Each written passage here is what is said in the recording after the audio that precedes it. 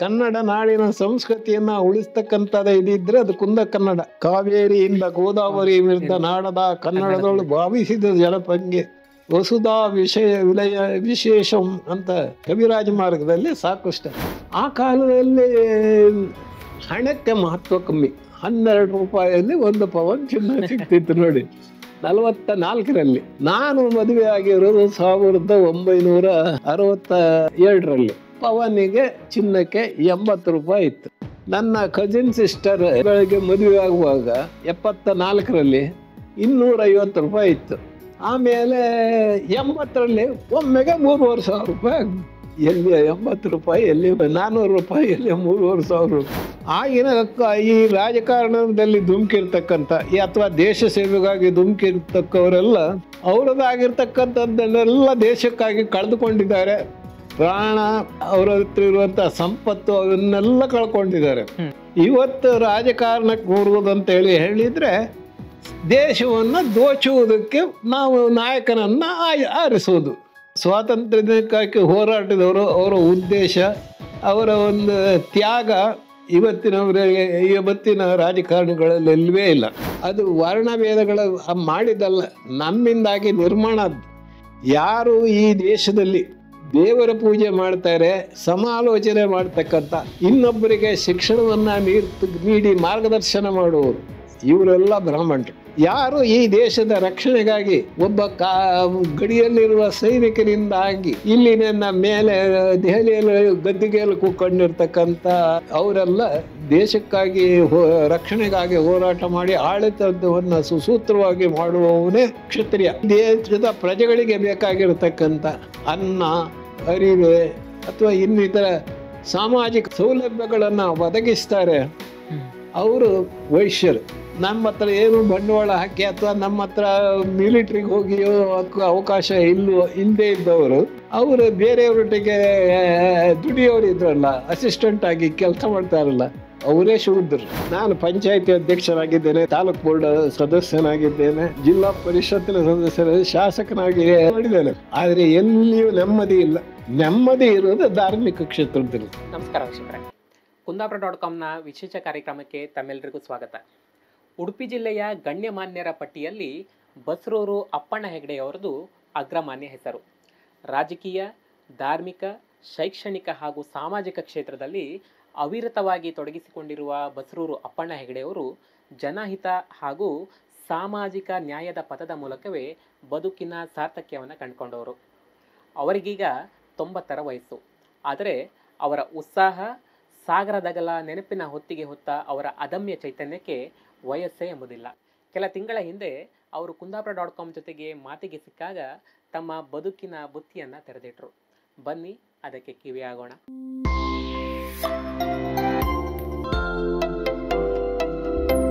Sir, ಕುಂದಾಪುರ.comನ ಈ ವಿಶೇಷ ಕಾರ್ಯಕ್ರಮಕ್ಕೆ ತಮಗೆ ಸ್ವಾಗತ. ನಮಸ್ಕಾರ. ತಾವೊಂದು ಸುಮಾರು 50 ವರ್ಷಗಳ ರಾಜಕೀಯ ಜೀವನವನ್ನ ಕಂಡವರು ನೀವು. ಹೌದು.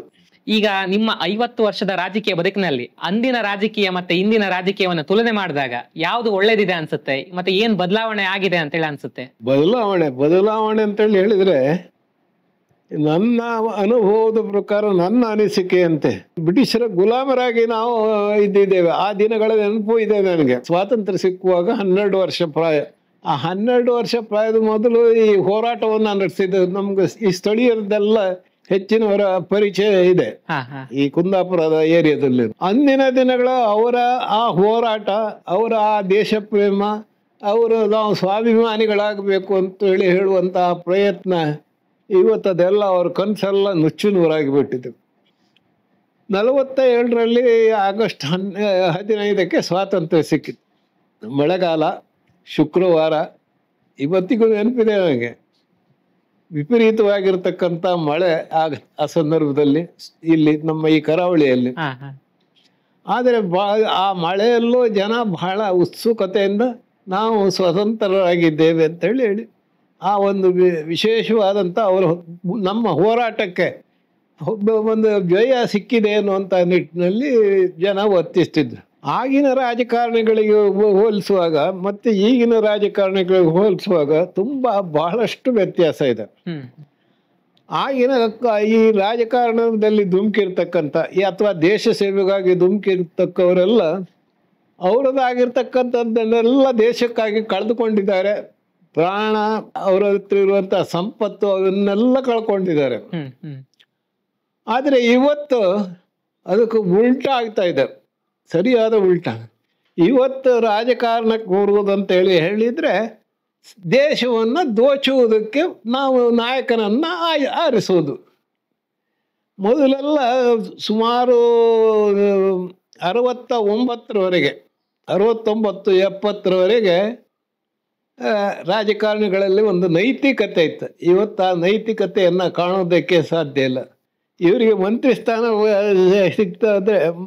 ಸಿಗ್ತದೆ ಅಂತ ಹೇಳಿದ್ದೆ, ಮಂಗ ಮರದಿಂದ ಮರ ಕಾರಿದಾಗ ಮರಕಟ್ಟ ಚೇಷ್ಟೆಯಲ್ಲಿ ಮಾಡ್ತಾ ಇದ್ದಾರೆ.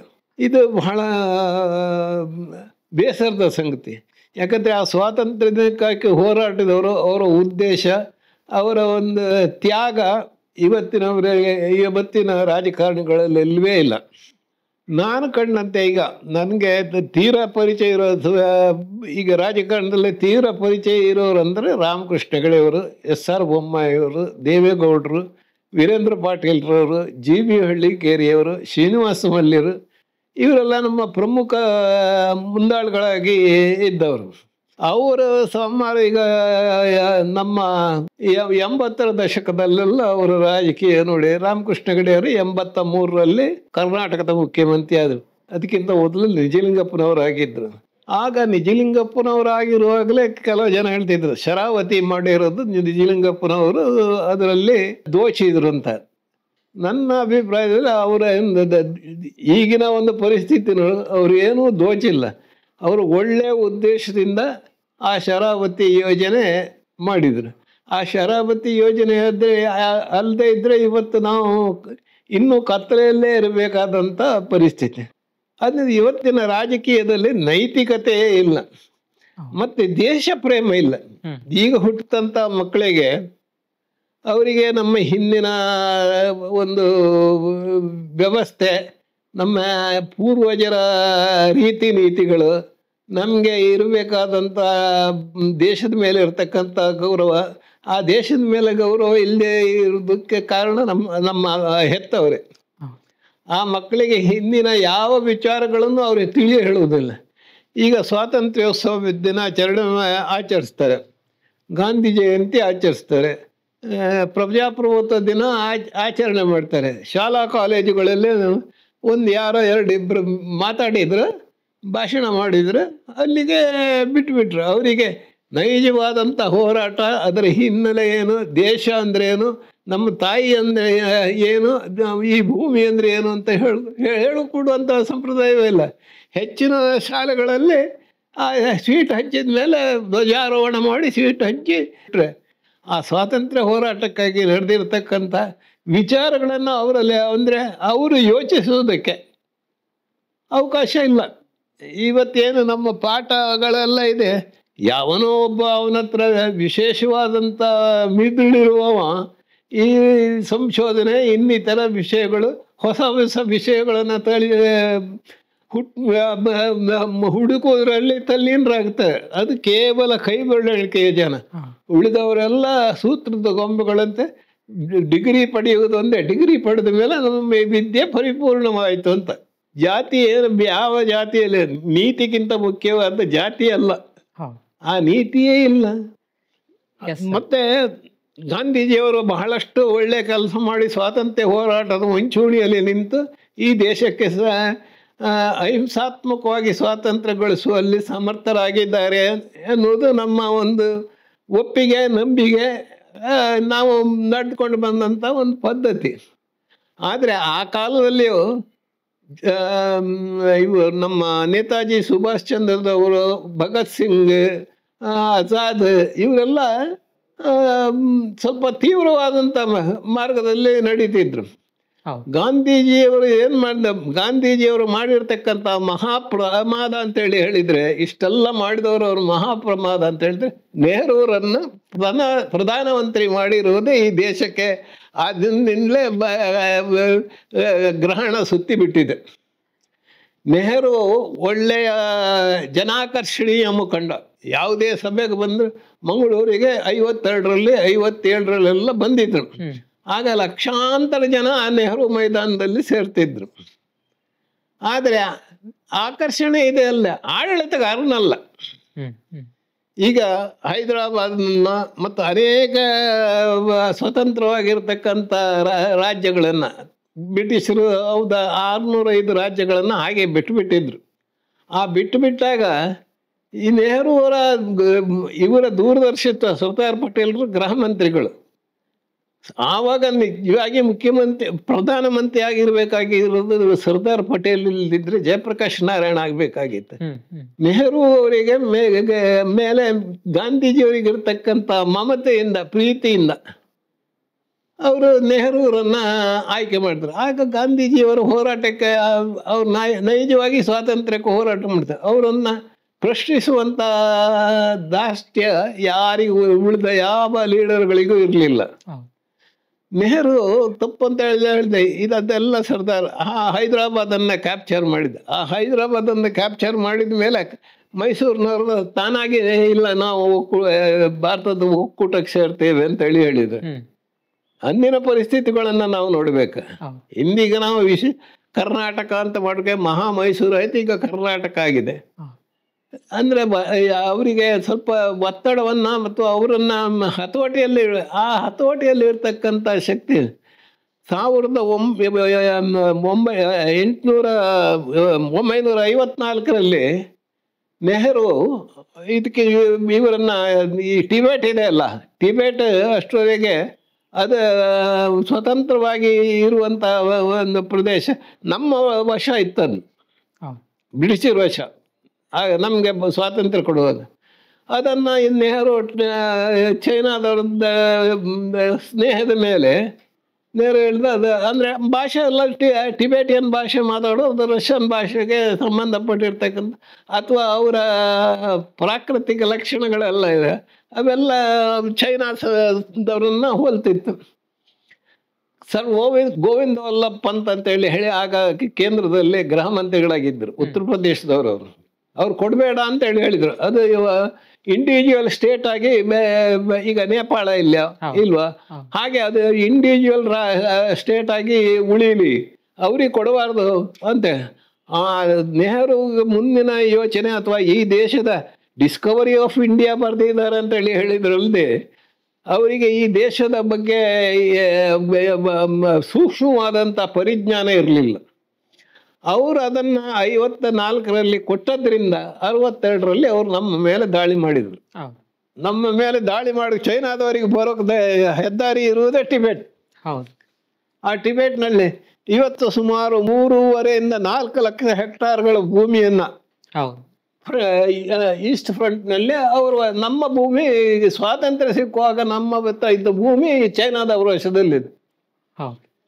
ಇದು ಅಂದರೆ ಆಡಳಿತ ಪರಿಜ್ಞಾನ ಇಲ್ಲದೆ ಇರೋದ್ರಿಂದ ಭೌಗೋಳಿಕವಾಗಿ ಈ ದೇಶದ ಭದ್ರತೆಯನ್ನು ಆಯಿತು, ವಾರ ಆದರೆ ಏನು ಮಾಡೋದು. ವಿ ಕೆ ಕೃಷ್ಣಮೇನನ್ ಆವಾಗ ರಕ್ಷಣಾ ಮಂತ್ರಿ ಇದರಲ್ಲಿ ಯುನೈಟೆಡ್ ನೇಷನ್ಸ್ನಲ್ಲಿ 7 ಗಂಟೆ ಸತತವಾಗಿ ಭಾಷಣ ಮಾಡಿದ. ಅಯ್ಯೋ, ಒಬ್ಬ ಮನುಷ್ಯ ಸತತವಾಗಿ 7 ಗಂಟೆ ಮಾತನಾಡುವುದು ಅಂತೇಳಿ, ಭಾಷಣ ಮಾಡೋದು ಅಂತೇಳಿ ಹೇಳಿದರೆ ಬಹಳ ವಿಶೇಷ ಅಂತೇಳಿ ಆಗೆಲ್ಲ ಅವನನ್ನು ಹೊಗಳ್ತಿದ್ನು. ಆದರೆ ಆ ರಕ್ಷಣಾ ಮಂತ್ರಿ, ವಿದೇಶ ಮಂತ್ರಿ ಹೋಗಿ ರಕ್ಷಣಾ ಮಂತ್ರಿ ಆದ್ರೆ ಆಮೇಲೆ ನೆಹರು ಅವರ ಕ್ಯಾಬಿನೆಟ್, ಚೈನಾ ವಾರ್ನಲ್ಲಿ ನಮ್ಮ ಯೋಧರಿಗೆ ಹೊದೆಯುವುದಕ್ಕೆ ಕಂಬಳಿ, ಕಾಲಿಗೆ ಹಾಕುವ ಬೂಟು ಇವುಗಳ ಸಪ್ಲೈ ಇರಲಿಲ್ಲ. ಅವರ ಬರಿಗಾಲಿನಲ್ಲಿ ಆ ಹಿಮ ಪ್ರದೇಶದಲ್ಲಿ ಹೇಗೆ ಯುದ್ಧ ಮಾಡಬೇಕು, ಹೇಗೆ ಅವರ ಜೀವನ ನಡೆಸಬೇಕು ಅಥವಾ ಹೇಗೆ ಹೋರಾಡಬೇಕು, ಇದು ನಮ್ಮ ಆಡಳಿತದ ವೈಫಲ್ಯ. ಇದನ್ನೆಲ್ಲ ಆದರೆ ಜನಕ್ಕೆ ಏನೋ ಈ ಒಂದು ಇದನ್ನು ತೋರಿಸ್ಬಿಟ್ಟಿದ್ದಾರೆ. ಕಾಂಗ್ರೆಸ್ ಅಂದರೆ ಸ್ವಾತಂತ್ರ್ಯ. ಆ ಕಾಂಗ್ರೆಸ್ 1969ರಲ್ಲಿ ನೀಲಂ ಸಂಜೀವ್ ರೆಡ್ಡಿಯನ್ನ ಅವಳ ಇಂದಿರಾ ಗಾಂಧಿ ಸೂಚಿಸಿ ಮನಸ್ಸಾಕ್ಷಿ ಮತದಾನ ಅಂತೇಳಿ ಹೇಳಿ ವಿ ವಿ ಗಿರಿಯನ್ನ ನಿಲ್ಲಿಸಿ ಅಧಿಕಾರದ ಬಲದಿಂದ ಹಾಗೂ ಇದರಿಂದ ಅವರನ್ನ ಸೋಲಿಸಿದ್ರು. ಅಲ್ಲಿಗೆ ಕಾಂಗ್ರೆಸ್ ಸ್ವಾತಂತ್ರ್ಯ ಹೋರಾಟ ಮಾಡಿದಂಥ ಕಾಂಗ್ರೆಸ್ ವಿಭಾಗವಾಗಿ ನಿರ್ನಾಮವಾಯಿತು. ಅದರಲ್ಲಿ ದುಡಿದಿರ್ತಕ್ಕಂಥ ಹೆಚ್ಚಿನವರು ನಿಜಲೇಖಪ್ಪನವರು ಇರ್ಬೋದು, ಕಾಮರಾಜ ನಾಡಾರ್ ಇರ್ಬೋದು, ಮೊರಾರ್ಜಿ ದೇಸಾಯಿ ಅವರು ಇರ್ಬೋದು, ಅಂಥವರೆಲ್ಲ ಹೆಚ್ಚಿನ ಆ ಸ್ವಾತಂತ್ರ್ಯ ಹೋರಾಟದಲ್ಲಿ ಇರತಕ್ಕಂಥ ರಾಜಕೀಯ ಮುಖಂಡರುಗಳೆಲ್ಲ ಇಂದಿರಾ ಗಾಂಧಿಯಿಂದ ಹೊರಗೆ ಬಂದ. ಇಂದಿರಾ ಗಾಂಧಿ ಇವತ್ತು ಕಾಂಗ್ರೆಸ್ ಅಂತ ಹೇಳುವಂಥದ್ದೇ ಇಲ್ಲ. ಮತ್ತೆ ಈ ಭಾಷಾವಾರು ಪ್ರಾಂತ್ಯಗಳನ್ನು ಮಾಡುವಂಥ ಅಗತ್ಯ ಇರಲಿಲ್ಲ. ಎಲ್ಲ ಪ್ರದೇಶಗಳಲ್ಲೂ ಬೇರೆ ಬೇರೆ, ಈಗ ನಾವು ತಮಿಳ್ನಾಡಿನಲ್ಲಿ ಮದ್ರಾಸ್ ಪ್ರಾಂತ್ಯದಲ್ಲಿರುವಾಗ ನಮಗೆ ಇಲ್ಲಿ ಮಲಯಾಳಂ ಶಾಲೆ ಮಾಡೋದಕ್ಕೂ, ಕನ್ನಡ ಶಾಲೆ ಮಾಡೋದಕ್ಕೂ, ತಮಿಳು ಶಾಲೆ ಮಾಡೋದು ಎಲ್ಲ ನಮ್ಮ ದೇಶೀಯ ಭಾಷೆಗಳ ಶಾಲೆ ಮಾಡೋದಕ್ಕೆ ಅವಕಾಶ ಆಯಿತು.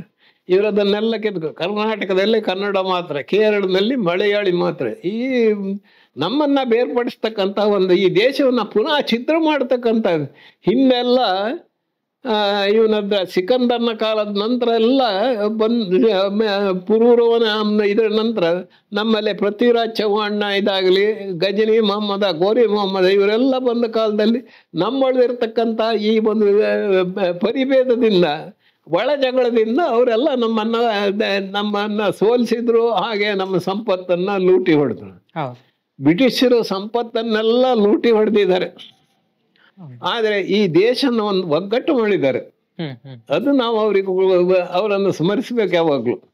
ಈ ದೇಶದಲ್ಲಿ ನೇಪಾಳದಲ್ಲಿ ಕೆಲವು ಪ್ರದೇಶಗಳನ್ನು ಬಿಟ್ಟರೆ, ಜಿಲ್ಲೆಗಳನ್ನು ಬಿಟ್ಟರೆ ಉಳಿದದ್ರ ಮೇಲೆಲ್ಲ ಬ್ರಿಟಿಷರಿಗೆ ಸಾರ್ವಭೌಮತ್ವ ಇತ್ತು. ಆಮೇಲೆ ಅವರು ಇನ್ನೊಂದು ಒಳ್ಳೆಯ ಕೆಲಸ ಮಾಡಿದ ವೇಳೆ ಮಧ್ಯ ಈ ಒಂದು ಆದಿಯಲ್ಲಿ ಈ ಕ್ರಿಸ್ತ ಶಕದಲ್ಲಿ ಬಂದಾಗ ನಮ್ಮ ಎಲ್ಲವರಿಗೆ ಸರ್ವತ್ರ ವಿದ್ಯೆ ದೊರೀತಕ್ಕಂಥ ವ್ಯವಸ್ಥೆ ಎಲ್ಲ ಕುಂಠಿತಗೊಂಡಿತ್ತು.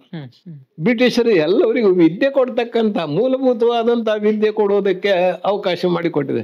ಅದೆರಡು ಅವರು ನಮಗೆ ಬಿಟ್ಟಂಥ ಬಳುವಳಿ. ಮತ್ತು ನಮ್ಮನ್ನೆಲ್ಲ ಗೋಚಿ ನಮ್ಮನ್ನು ತಗೊಂಡು ಹೋಗಿದ್ದಾರೆ ಅವರು. ಇದು ನಮ್ಮ ಈ ದೇಶದ ವ್ಯವಸ್ಥೆ. ಈಗ ನಾವು ಸ್ವಾತಂತ್ರ್ಯ ಬಂದ ಮೇಲೆ ಬಹಳಷ್ಟು ನಿರೀಕ್ಷೆ ಮಾಡಿದ್ದೆವು. ಬರೇ ರಸ್ತೆ ಮಾಡಿದ ಕೂಡಲೇ ಅಥವಾ ಸೇತುವೆ ಕಟ್ಟಿದ ಕೂಡಲೇ ಅಭಿವೃದ್ಧಿ ಆಗಲಿಲ್ಲ. ಮಾನವೀಯ ನೆಲೆಯಲ್ಲಿ ಬದುಕಲಿಕ್ಕೆ ಅವನ ಯೋಚನೆಗಳನ್ನು ಅಥವಾ ಅವನ ಪರಿಣತಿಯನ್ನು ಪ್ರಕಟಿಸ್ತಕ್ಕಂಥ ಅವಕಾಶ ನಾವು ಕೊಡ್ತಾ ಇಲ್ಲ. ಒಬ್ಬನಿಗೆ ಅವ ವಿಶೇಷವಾದಂಥ ಒಂದು ಶಕ್ತಿಯನ್ನು ಪಡೆದು ಅವನು ಹುಟ್ಟಿದ ಇದರಲ್ಲಿ ಪಡೆದು ಬರ್ದಿರ್ತಾನೆ, ಅಥವಾ ಅವನ ತಂದೆ ತಾಯಿಗಳು ಅವನ ಪರಂಪರೆಯಿಂದ ಯಾರೋ ಅವರಲ್ಲಿ ಬುದ್ಧಿವಂತರಿರ್ತಾರೆ, ಅಥವಾ ಅನ್ವೇಷಣೆ ಮಾಡ್ತಕ್ಕಂಥ ಶಕ್ತಿ ಇದ್ದವರಿದ್ದು ಅವರಿಂದಾಗಿ ಇಲ್ಲಿ ಈಗ ಜನಕ್ಕೆ ಬಂದ ಮೇಲೆ ಅದನ್ನು ಪುನರಪಿ ಅದನ್ನು ವಿಕಾಸಗೊಳಿಸ್ಲಿಕ್ಕೆ ಪ್ರಯತ್ನ ಮಾಡ್ತಾರೆ. ಅಂಥವ್ರಿಗೆ ನಾವು ಅವಕಾಶ ಕೊಡ್ತಾ ಇಲ್ಲ. ಅವ ಮೇಲ್ಜಾತಿ ಇರಲಿ, ಕೀಳು ಜಾತಿ ಇರಲಿ,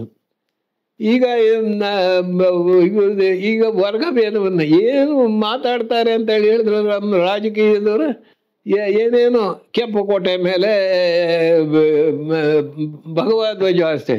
ಭಗವಧ್ವಜ ನಮ್ಮ ಪ್ರಸಿದ್ಧವಾದ ನಮ್ಮ ಹಕ್ಕಿನ ಧ್ವಜ, ಭಾರತೀಯ ಅದೇನು BJP ಅವರಿಗೆ, RSSನವರಿಗೆ ಅಥವಾ ಹಿಂದೂ ಮಹಾಸಭಾದವರಿಗೆ ಸೀಮಿತವಾದ ಅದು ನಮ್ಮ ಧಾರ್ಮಿಕ ಧ್ವಜ. ಧರ್ಮದ ನೆಲಗಟ್ಟಿನಲ್ಲೇ ಈ ಭಾರತ ಕಟ್ಟಿದ್ರಿಂದ ಈ ಭಾರತ ಇಷ್ಟರವರೆಗೆ ತನ್ನ ನಾಗರಿಕತೆಯನ್ನು ಉಳಿಸ್ಕೊಂಡಿದೆ. ಆ ಧರ್ಮದ ನೆಲಗಟ್ಟನ್ನು ಬಿಟ್ಟರೆ ಈ ದೇಶ ಛಿದ್ರವಾಗಿಯೇ ಹೋಗೋದು. ಜಗತ್ತಿನಲ್ಲಿ 32 ಉತ್ತಮವಾಗಿರ್ತಕ್ಕಂಥ ಸಂಸ್ಕೃತಿಗಳಿತ್ತು. ಇವತ್ತು ಉಳಿದಿರೋದು 2 ಸಂಸ್ಕೃತಿ. 15ನೇ ಶತಮಾನದಿಂದ ಈ 21ನೇ ಶತಮಾನದವರೆಗೆ ಉಳಿದೆಲ್ಲ 2 ಬಿಟ್ಟು ಉಳಿದೆಲ್ಲ ಸಂಸ್ಕೃತಿಗಳು ನಾಶವಾಗಿ ಹೋಗಿವೆ. ಈಗ ಉಳಿದಿರೋದು ಭಾರತೀಯ ಸಂಸ್ಕೃತಿ ಮತ್ತು ಚೈನಾ ಸಂಸ್ಕೃತಿ. ಆ ಸಂಸ್ಕೃತಿಗಳೆರಡು, ಆ ಸಂಸ್ಕೃತಿ ಇರುವುದಿಲ್ಲ, ಈ ದೇಶ ಉಳಿದಿದೆ. ಮತ್ತು ಸರ್ಕಾರ ಈಗ ಆದಾಯದ ದೃಷ್ಟಿಯಲ್ಲಿ ಬಹಳಷ್ಟು ದೊಡ್ಡ ಬಜೆಟ್ಗಳು, ಸುಮಾರು 2.5 ಲಕ್ಷ ಕೋಟಿಗಿಂತಲೂ ಹೆಚ್ಚು. ಆದರೆ ಅಂದೆಲ್ಲ ಈಗ ರಾಮಕೃಷ್ಣ ಹೆಗಡೆಯವರ ಕಾಲದಲ್ಲಿ 83-84ರಲ್ಲಿ ಇರೋದಕ್ಕೆ 3,600 ಕೋಟಿ ರೂಪಾಯಿ ಆದಾಯದ ಬಜೆಟ್ ಮಾಡ್ತಿದ್ರು ಆಗಿತ್ತು. ಇವತ್ತದು 2.5 ಲಕ್ಷ. ಆದರೆ ಜನಕ್ಕೆ ಎಷ್ಟು ತಲುಪಿದೆ ಅಂತ. ಈಗ ಮೋದಿಯವರು ರೈತರಿಗಾಗಿ ಕಿಸಾನ್ ಯೋಜನೆಯನ್ನು ಮಾಡಿದ್ದಾರೆ ಅಂತ. ಕಿಸಾನ್ ಯೋಜನೆಯಲ್ಲಿ ಈಗ ನಮ್ಮ ಜಿಲ್ಲೆಯನ್ನು ಅವಿಭಜಿತ ದಕ್ಷಿಣ ಕನ್ನಡ ಜಿಲ್ಲೆಯನ್ನು ತಗೊಂಡ್ರೆ ನಮ್ಮಲ್ಲಿ 5% ಜನರಿಗೆ ಅದರ ಬೆನಿಫಿಟ್ ಸಿಕ್ಕಿಲ್ಲ. ಕೇಳಿದರೆ ಕಾರ್ಡ್ ಇನ್ನೂ ಬರಲಿಲ್ಲ. ಪೇಪರ್ನಲ್ಲಿ ನಿಮ್ಮ ಸುದ್ದಿ ಜಾಲದಲ್ಲೆಲ್ಲ ಬರ್ತದೆ, ಅಷ್ಟು ಕೊಟ್ಟಿದ್ದೇವೆ ಇಷ್ಟು ಕೊಟ್ಟಿದ್ದೇವೆ. ಅದರಲ್ಲಿ ಎಷ್ಟು ಉಪಯೋಗವಾಗಿದೆ ಅದು. ಈಗ GDP ಪ್ರಗತಿ ಆಗಲಿಲ್ಲ ಅಂದರೆ, GDP ಪ್ರಗತಿ ಆಗಬೇಕಾದ್ರೆ ನೀವೊಂದು ವ್ಯವಹಾರ ಮಾಡಿದರೆ ಅದನ್ನು ಸರಿಯಾಗಿ ಇನ್ವೆಸ್ಟ್ ಮಾಡಿ ಅದರ ರಕೋಲೆ ನೋಡದೆ ಇದ್ರೆ ನಿಮ್ಗೆ ಅದರಲ್ಲಿ ಎಷ್ಟು ಉತ್ಪತ್ತಿ ತೆಗೆಯೋಕ್ಕೆ ಸಾಧ್ಯ.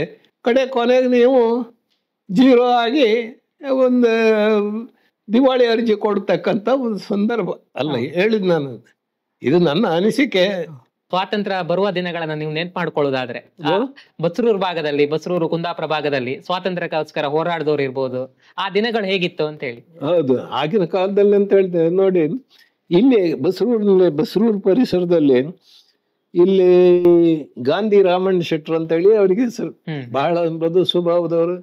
ಗಾಂಧಿ ಇದ್ರಾಗೆ ಸರಳವಾಗಿ ಖಾದಿ ಅಲ್ಲದೆ ಬೇರೆ ಬಟ್ಟೆ ಉಡ್ತಿರ್ಲಿಲ್ಲ ಅವ್ರು. ನಾವು ಚಿಕ್ಕವರು ಇರುವಾಗ ಆ ಸಂದರ್ಭದಲ್ಲಿ ಎಲಿಮೆಂಟ್ರಿ ಶಾಲೆಗೆ ಹೋಗ್ತಂತ ಸಂದರ್ಭ ಅವರು ಗೋಪಾಲ್ ಕೃಷ್ಣ ಶಾಲೆ ಅಂತ ಹೇಳಿ ಇಲ್ಲಿ ಬಸರೂರಿನವ್ರು ಇದ್ರು. ಅವರು ಬಳ್ಕೂರ್ನವ್ರು ಗಾಂಧಿ ರಾಮಣ್ಣ ಶೆಟ್ಟರು.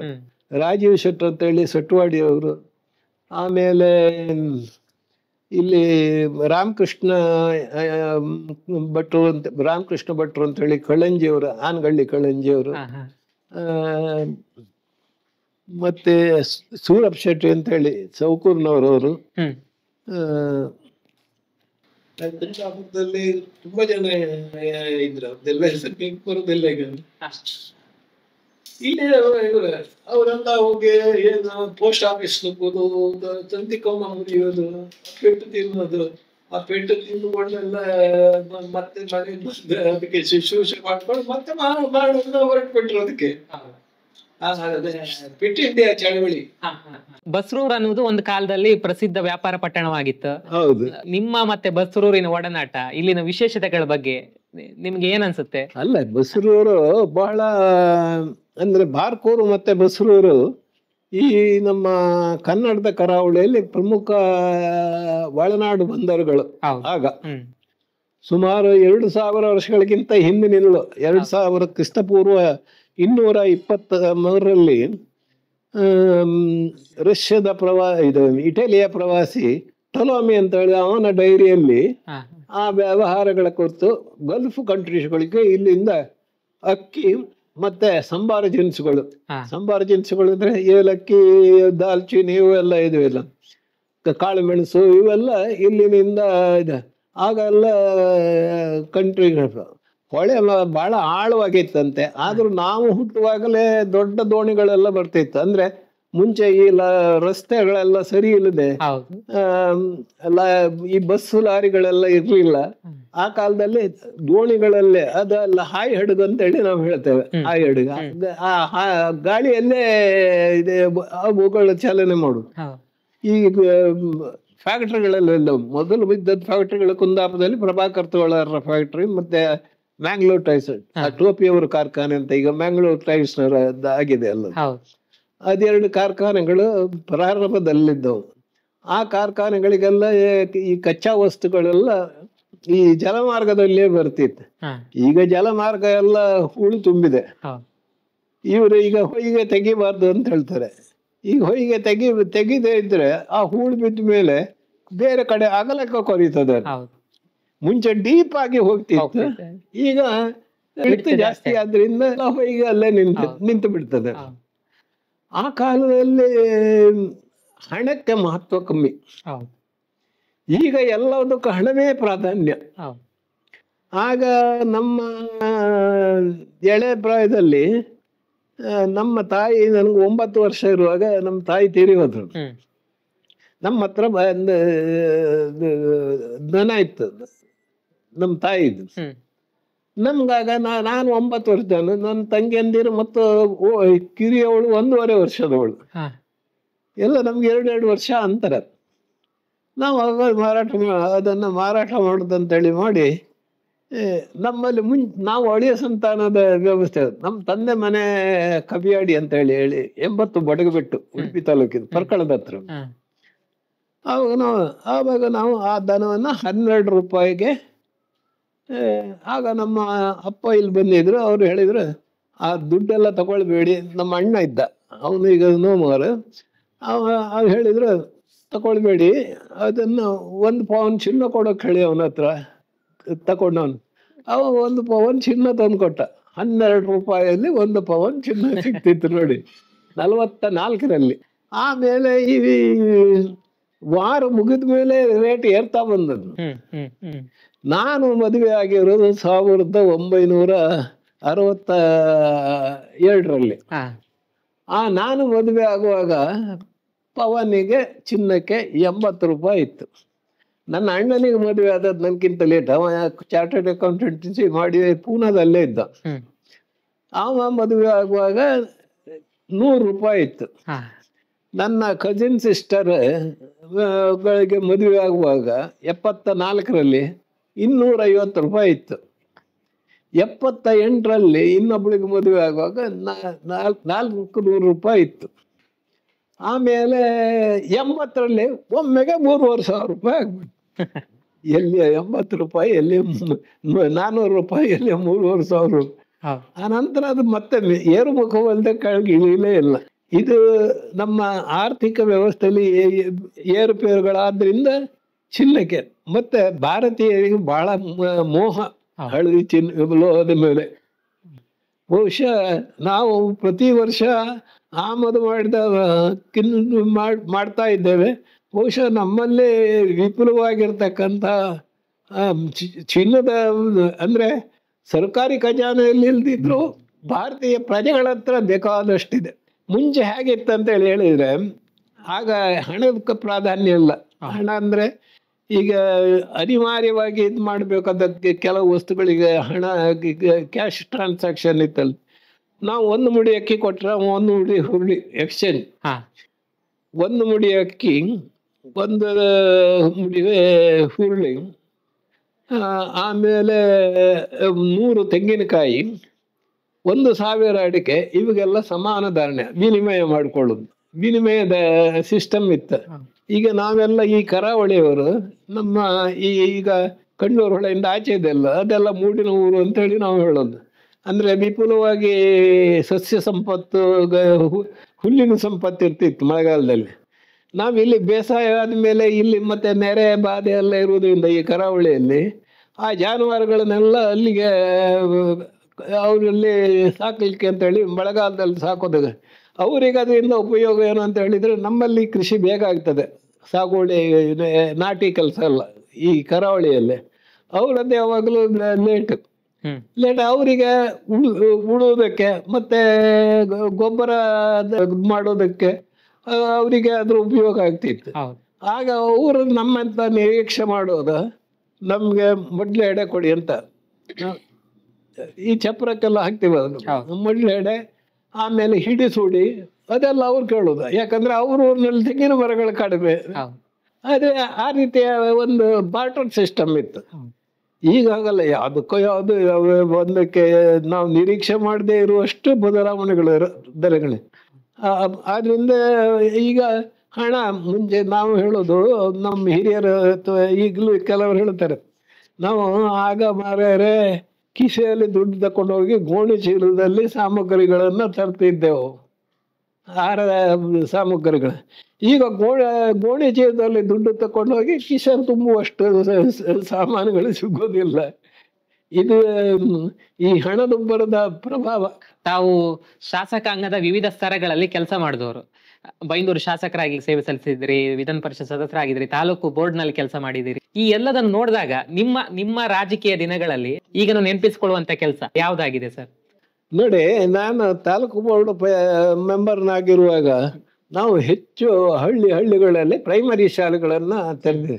ಆ ಕೆರಾಡಿ ಅಂತ ಒಂದು ಊರಿದೆ, ಅಲ್ಲಿ ಆ ಕೆರಾಡಿಯಲ್ಲಿ ಹಯ್ಯಂಗಾರ ಅಂತ ಹೇಳಿಲ್ಲ, ಬಹಳ ಹಿಂದುಳಿದ ವರ್ಗ, ಅಂದ್ರೆ ಅಲ್ಲೆಲ್ಲ ಶಾಲೆಗಳಿದ್ದಾವೆ. ಹೆಚ್ಚಿನ ಕೆರಾಡಿಯಲ್ಲಿ ಕರ್ಕುಂಜ ಹತ್ರ ಹೆರಜಾಡಿ ಅಂತೇಳಿ ಆಗ ಹಳ್ಳಿಗಳಲ್ಲಿ ನಾವು ಮಂಜೇಶ್ ಶೆಟ್ಟರ ಒಂದು ಸಲಹೆ ಕೇಳ್ತಿದ್ದೆವು, ಎಡ್ತರೆ ಮಂಜೇಶ. ಆಗ ನಾವು ತಾಲೂಕು ಬೋರ್ಡ್ ಮೆಂಬರ್ ಆದ್ರು, MLA ಅವರು ಎಡ್ತರೆ ಮಂಜೇಶ್ ಶೆಟ್ಟರು. ಅವ್ರ ಹತ್ರ ಕೇಳಿ ಯಾವ್ಯಾವ ಹಳ್ಳಿಗಳಿಗೆ ಅವಶ್ಯಕತೆ ಇದೆ ಅಂತ ಹೇಳಿ. ಆಗ ಮತ್ತೆ ನಮ್ಗೆ ಇರುವಂತ ಅಧಿಕಾರಿ ಈಗಿನ ತಾಲೂಕು ಪಂಚಾಯತ್ ಅವರಿಗೆ ಏನೂ ಇಲ್ಲ ಬಿಡಿ, ಇವರು ಬರೀ ಪೋಸ್ಟ್ ಆಫೀಸ್. ಈಚೆ ಇವರು ಪಂಚಾಯತ್ನವರು ಮತ್ತೆ EO ಹೇಳಿದ್ದನ್ನ ಜಿಲ್ಲಾ ಪಂಚಾಯತ್ ಕಳಿಸಿದ್ರೆ ಜಿಲ್ಲಾ ಪಂಚಾಯತಿಂದ ಬಂದದನ್ನ ಅನುಷ್ಠಾನ ಮಾಡೋದಷ್ಟೇ ಕೆಲಸ ಈಗ ಇವ್ರದ್ದು. ಆವಾಗ ಹಾಗಲ್ಲ, ಶಾಲೆ ಪ್ರೈಮರಿ ಶಾಲೆ ಮೇಲೆಲ್ಲ ನಮ್ಗೆ ಹಿಡಿತಾ ಇತ್ತು, ತಾಲೂಕು ಬೋರ್ಡಿಗೆ ಹಿಡ್ತಾ ಇತ್ತು. ಅವ್ರು ಸರಿಯಾಗಿ ಕೆಲಸ ಮಾಡ್ತಾರ ಇಲ್ವೋ ಅಂತ ಹೇಳಿ ನೋಡುವಂಥದ್ದು. ಆಮೇಲೆ ನಾನು ಜಿಲ್ಲಾ ಪರಿಷತ್ ಮೆಂಬರ್ ಆಗಿದ್ದೆ. ಬೆಸ್ಟ್ ಸಿಸ್ಟಮ್ ಅದು ಲೋಕಲ್ ಬೆಳವಣಿಗೆ. ಯಾಕಂದ್ರೆ ಈಗ ಒಂದು ವರ್ಷದಲ್ಲಿ ಇಂತಿಷ್ಟು ಗ್ರಾಂಟ್ ನಮ್ಮ ಕ್ರಿಯಾ ಯೋಜನೆ ಮಾಡಿ ಬಜೆಟ್ ಮಾಡುವಾಗ ಮಾಡಿ ಕೊಟ್ಬಿಡೋದು, ಅದನ್ನ ಅನುಷ್ಠಾನಕ್ಕೆ ತರುವಂತ ಕೆಲಸ ನಮ್ದು. ನಾವು ಮಾಡಿದ ಕ್ರಿಯಾ ಯೋಜನೆಯನ್ನು ಆ ಗ್ರಾಂಟ್ ಎಲ್ಲ ಅವ್ರು ಕೊಡ್ತಿದ್ರು. ಜಿಲ್ಲಾ ಪಂಚಾಯತಿಗೆ 20%, ಮಂಡಲ ಪಂಚಾಯತ್ಗಳಿಗೆ 80% ಹಣ ಬರ್ತಿತ್ತು, ನೇರವಾಗಿ ಹಣ ಬರ್ತಿತ್ತು. ಎಲ್ಲ ಅಧಿಕಾರ ಇತ್ತು. ಹೈಸ್ಕೂಲ್ಗಳನ್ನು ಹತೋಟಿಯಲ್ಲಿ ಇಟ್ಕೊಳ್ಳೋದು ಅಥವಾ ಹೊಸ ಹೈಸ್ಕೂಲ್ಗಳನ್ನು ರಚನೆ ಮಾಡೋದು, ಜನರಿಗೆ ಬೇಕಾಗಿರ್ತಕ್ಕಂಥ ವಾಸ್ತವ್ಯದ ಮನೆಗಳನ್ನು ಬಂದಿರತಕ್ಕಂಥ ಸರ್ಕಾರದ ನಿಧಿಯನ್ನು ಹಂಚತಕ್ಕಂಥ, ಅಂದರೆ ಸಿಲೆಕ್ಟ್ ಮಾಡಿ ಗ್ರಾಮ.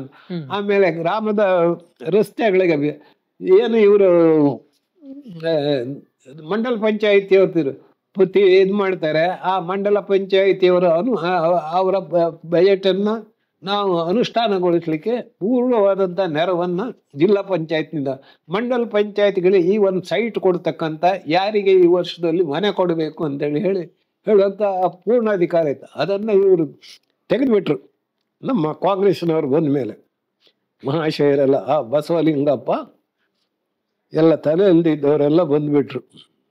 ಈ ಗ್ರಾಮಾಂತರ ಈಗ ಬಸ್ರೂರಿಗೂ ಅಥವಾ ನೀವು ನಾಚೆ ಕರ್ಕುಂಜೆಗೆ ಹೋದರೆ ಅಥವಾ ನೀವು ಕೊಲ್ಲೂರಿಗೆ ಹೋದರೆ ಅಲ್ಲಿಯ ವಿಭಿನ್ನವಾದಂಥ ವ್ಯವಸ್ಥೆಗೆ, ಆ ಪ್ರಕೃತಿಗೆ ಅನುಸರಿಸಿ ಅವ್ರ ಬೇಡಿಕೆಗಳು ಬೇರೆ ಇವೆ. ಇಲ್ಲಿ ನಮ್ಮ ಕರಾವಳಿಯ ಬೇಡಿಕೆ ಬೇರೆ ಇದೆ.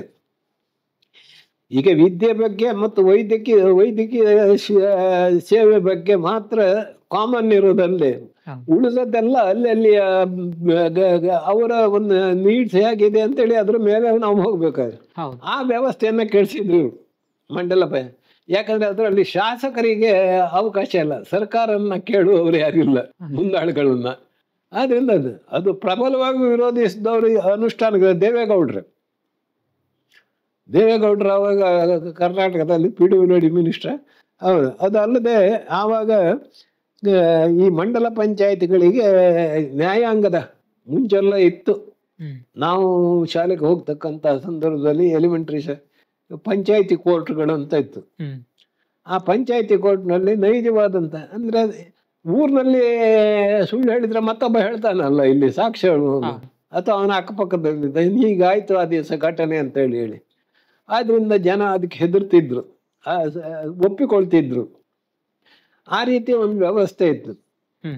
ಬ್ರಿಟಿಷರ ಕಾಲದಲ್ಲಿದ್ದಂತ ಮಡ್ರಾಸ್ ಪ್ರಾಂತದಲ್ಲಿ ನಾವು ಇರ್ತಕ್ಕಂಥ ಕಾಲದಲ್ಲಿ ಇದ್ದಷ್ಟು ಅಧಿಕಾರ ಈಗಿನ ಪ್ರಕೃತ ಈ ಕರ್ನಾಟಕದಲ್ಲಿ ಇರ್ತಕ್ಕಂಥ ಪಂಚಾಯತ್ ಅಧ್ಯಕ್ಷರಿಗಿಲ್ಲ. ಏನು ಮಾಡಿದ್ರು ಇವರೆಲ್ಲ ಅಲ್ಲಿ ಕಳಿಸಿ ಅಲ್ಲಿಂದಲೇ ಮಂಜೂರಾಗಬೇಕು, ಬೆಂಗಳೂರಿಗೆ ಹೋಗಿಯೇ ಬರ್ಬೇಕು. ಆ ಪ್ರಾಣ ಇಲ್ಲಿ ಸ್ಥಳೀಯವಾಗಿ ನಿರ್ಧಾರ ಮಾಡತಕ್ಕಂಥ ಅಧಿಕಾರನ್ನ ಕಸ್ಕೊಂಡಿದ್ದಾರೆ. ಆಗೆಲ್ಲ ಅದು ಗೌರವದ ಹುದ್ದೆ. ನಾನು ಪಂಚಾಯತ್ ಅಧ್ಯಕ್ಷನಾಗಿ 16 ವರ್ಷ ಕೆಲಸ ಮಾಡಿದ್ದೇನೆ. ನಾವು ಬೇರೆ ಬೇರೆ ಇಲಾಖೆಯಿಂದ ಸಿಗ್ತಕ್ಕಂಥ ಸಾಲವನ್ನು ಸೌಲಭ್ಯವನ್ನು ಉಪಯೋಗಿಸ್ಕೊಂಡು ಆಗ ಆ ಸಾಲವನ್ನ ಬಡ್ಡಿ ಸಹಿತವಾಗಿ ತೀರಿಸಿದ್ದೇವೆ. ಈಗಿನವರಿಗೆ ಗ್ರಾಂಟ್ ಕೊಟ್ಟರು ಮಾಡೋದಕ್ಕೆ ಬರುವುದಿಲ್ಲ. ಅಂದ್ರೆ ಇವರ ಪ್ರೊಸೀಜರ್ ಎಲ್ಲ ಇದೆಯಲ್ಲ, ಆ ಪ್ರೊಸೀಜರ್ ಮೀಟ್ ಮಾಡಿದೊಳಗೆ ಈಗ 2 ವರ್ಷ ಡಿಲೇ ಆದ್ರೆ ಇದು ಜಾಸ್ತಿ ಆಗ್ತದೆ. ಆ ರೀತಿಯಲ್ಲಿ ಆದ್ರೆ ಬಹಳ ಇದಂತೇಳಿ ಹೇಳಿದ್ರೆ ನಮ್ಮಲ್ಲಿ ಹೆಚ್ಚು ಬಡತನದ ಬಗ್ಗೆ ಸುಮ್ಮನೆ ನಮ್ಮ ಕರಾವಳಿ ಜಿಲ್ಲೆಯವರು ಹೇಳೋದು, ನಾನು ಒಪ್ಪೋದೇ ಇಲ್ಲ. 1981ರಲ್ಲಿ ಸಿಂಡಿಕೇಟ್ ಬ್ಯಾಂಕಿನವರು ದಕ್ಷಿಣ ಕನ್ನಡ ಅವಿಭಾಜ್ಯ ದಕ್ಷಿಣ ಕನ್ನಡ ಜಿಲ್ಲೆಯಲ್ಲಿ ಒಂದು ಸರ್ವೆ ಮಾಡಿದರು. ಸರ್ವೆ ಮಾಡಿದಾಗ 2% ಜನ ಬಿಲೋ ಲೋ ಇದು ಕೆಟಗರಿಯ ಜನ ಇದ್ದಾರಲ್ಲ, ಅವ್ರ ಆದಾಯಕ್ಕೆ ಈಗ ಏನು BPL ಕಾರ್ಡ್ ಕೊಡ್ತಾರೆ, ಹೌದು. ಆ BPL ಕಾರ್ಡ್ನ ಆದಾಯ ಮಿತಿಗೆ ಸಿಕ್ಕ 2% ಜನ ಇದ್ರು. ಹಾ. ಆದ್ರಿಂದ ಕೇವಲ ಒಂದು 2-3% ಜನರಿಗೆ ಬಿಟ್ರೆ ಈ ರಾಜ್ಯದಲ್ಲಿ ಈ ಜಿಲ್ಲೆಯಲ್ಲಿ, ಕರಾವಳಿ ಜಿಲ್ಲೆಯಲ್ಲಿ ಮತ್ತು ಉಳಿದವರೆಲ್ಲ ಅನರ್ಹರು ಆ BPL ಕಾರ್ಡ್ ಪಡೆದಿದೆ. ಕಾರ್ ಇದ್ದವನು, ಇವತ್ತು ಲಾರಿ ಇದ್ದವನು, ಬೇರೆ ಉದ್ಯೋಗ ಇರ್ತಕ್ಕವನು, ಅಂದ್ರೆ ಸರ್ಕಾರಿ ಉದ್ಯೋಗ ಲೆಕ್ಕಕ್ಕೆ ಸಿಗ್ತದಲ್ಲ, ಹೌದು. ಇದೆ, ಅವರೆಲ್ಲ ಇವತ್ತು BPL ಕಾರ್ಡ್ ಹೋಲ್ಡರ್. ಬಹಳ ನಾಚಿಕೆ ಆಗ್ತದೆ ನನಗೆ. ಎಷ್ಟೋ ಜನ ಇಲ್ಲ. ಇದೆಲ್ಲ ನಮ್ಮ ವ್ಯವಸ್ಥೆ. ಮುಖ್ಯವಾಗಿ ಬೇಕಾಗಿರೋದು ಆಪತ್ಕಾಲದಲ್ಲಿ ಅವರಿಗೆ ನೆರವನ್ನು ಕೊಡೋದು. ಮುಂಚೆಲ್ಲ ಈಗ ಗಂಜಿ ಕೇಂದ್ರ ಅದು ಇದು ಅಂತೇಳಿ ಇವ್ರು ಮಾಡ್ತಿದ್ರಲ್ಲ, ಮುಂಚೆ ನಾವು ಹಾಗಲ್ಲ. ಊರಿನಲ್ಲೇ ಅದಕ್ಕೆ ಊರಿನವರೇ ಎಲ್ಲ ಕೊಡುಗೆಯನ್ನ ನೀಡಿ ಅವರನ್ನ ಪುನಃ ಅವ್ರ ನೆಲೆ ಸೇರುವವರೆಗೆ, ಅಂದ್ರೆ ಅವ್ರ ಮನೆ ಸೇರುವವರೆಗೆ ಈ ಸ್ಥಳೀಯರೇ ಎಲ್ಲ ಸಹಾಯ ಮಾಡ್ತಿದ್ರು. ಈಗ ಕೇಳಿದ್ರೆಲ್ಲ ಸರ್ಕಾರ ಕೊಡ್ತದಲ್ಲ, ಅದರಿಂದ ನಾವೆಲ್ಲ ಏನು ಕೊಡಬೇಕಾಗಿಲ್ಲ. ಅಂದ್ರೆ ಆ ಮಾನವೀಯತೆ ಬಹಳ ದೂರ ಆಗ್ತಾ ಇದೆ ಇವರ ಒಂದು ಯೋಜನೆಯಿಂದ ಅಥವಾ ಇವರ ಕಾರ್ಯವೈಖರಿಯಿಂದ. ಅದು ಆಗಬಾರದು. ಯಾಕಂದ್ರೆ ಅದರ ಪರಿಣಾಮ ಈಗ ಒಬ್ಬ ಮನುಷ್ಯನಿಗೆ ಅವನನ್ನ ಬದುಕುವುದಕ್ಕೆ ಆಮೇಲೆ ಅವನಿಗೆ ಬದುಕಿದ ಮೇಲೆ ಅವನಿಗೆ ಅವನ ವ್ಯವಸ್ಥೆ ನೋಡ್ಕೊಳ್ಳೋದಕ್ಕೆ ಸಹಾಯ ಮಾಡಬೇಕು. ಅದು ನಮ್ಮ ಕೆಲಸ. ಇವ್ರು ಒಂದಿಷ್ಟು ಹಣ ಕೊಟ್ಟು ಬಿಟ್ರೆ ಮುಗಿಯಿತು ಅಂತ. ನಮ್ಮ ಈ ಸರ್ಕಾರಿ ಅಧಿಕಾರಿಗಳೆಲ್ಲ ಇದ್ದಾರೆ, ಈ ಡಿಪಾರ್ಟ್ಮೆಂಟ್ಗಳು, ಇವರೆಲ್ಲ 2 ಸಂದರ್ಭದಲ್ಲಿ ಸಾಕಷ್ಟು ಹೊಡೆದು ಬಿಡ್ತಾರೆ. ಒಂದು, ಚುನಾವಣೆ ಬಂದಾಗ, ಚುನಾವಣೆಗೆ ಇಲೆಕ್ಷನ್ ಕಮಿಷನ್ ಇವರನ್ನೇ ನೇಮಕ ಮಾಡ್ಕೊಳ್ಳೋದಲ್ಲ. ಆಗ ಅವ್ರಿಗೆ ಬರ್ತಕ್ಕಂಥ ಈಗ ನೀವೇನೋ ಒಂದು ಅಧ್ಯಾಪಕರು ಅಥವಾ ಯಾವುದೋ ಒಂದು ಇಲಾಖೆಯಲ್ಲಿ ಕೆಲಸ ಮಾಡೋರಿದ್ರೆ, ನೀವು ಮಾಡಿದಾಗ ನಿಮ್ಗೆ ಅಲ್ಲಿಂದ ಬಂದಷ್ಟು ಪ್ರತಿಫಲನ ಅವ್ರು ಕೊಡೋದಿಲ್ಲ, ಹೊಳೆ ಹೊಡಿತಾರೆ ಇವರು. ಈ ನ್ಯಾಚುರಲ್ ಕೆಲಾಮಿಟೀಸ್ ಬಂದಾವಾಗಲೂ ಹಾಗೆ. ಅಲ್ಲಿಂದ ಇದು ನಮ್ಮ ಹಿಂದೆ ಕತೆ ಎಲ್ಲ ಇದೆಲ್ಲ ಹಾಗೆ. ಒಬ್ಬ ರೈತ 1 ಮಣ ಬೆಣ್ಣೆ ತಂದಂತೆ ಮಹಾರಾಜರಿಗೆ ಕೊಡಬೇಕು ಅಂತೇಳಿ. ಆ ಮಹಾರಾಜರಿಗೆ ಕೊಡುವಾಗ ಅದು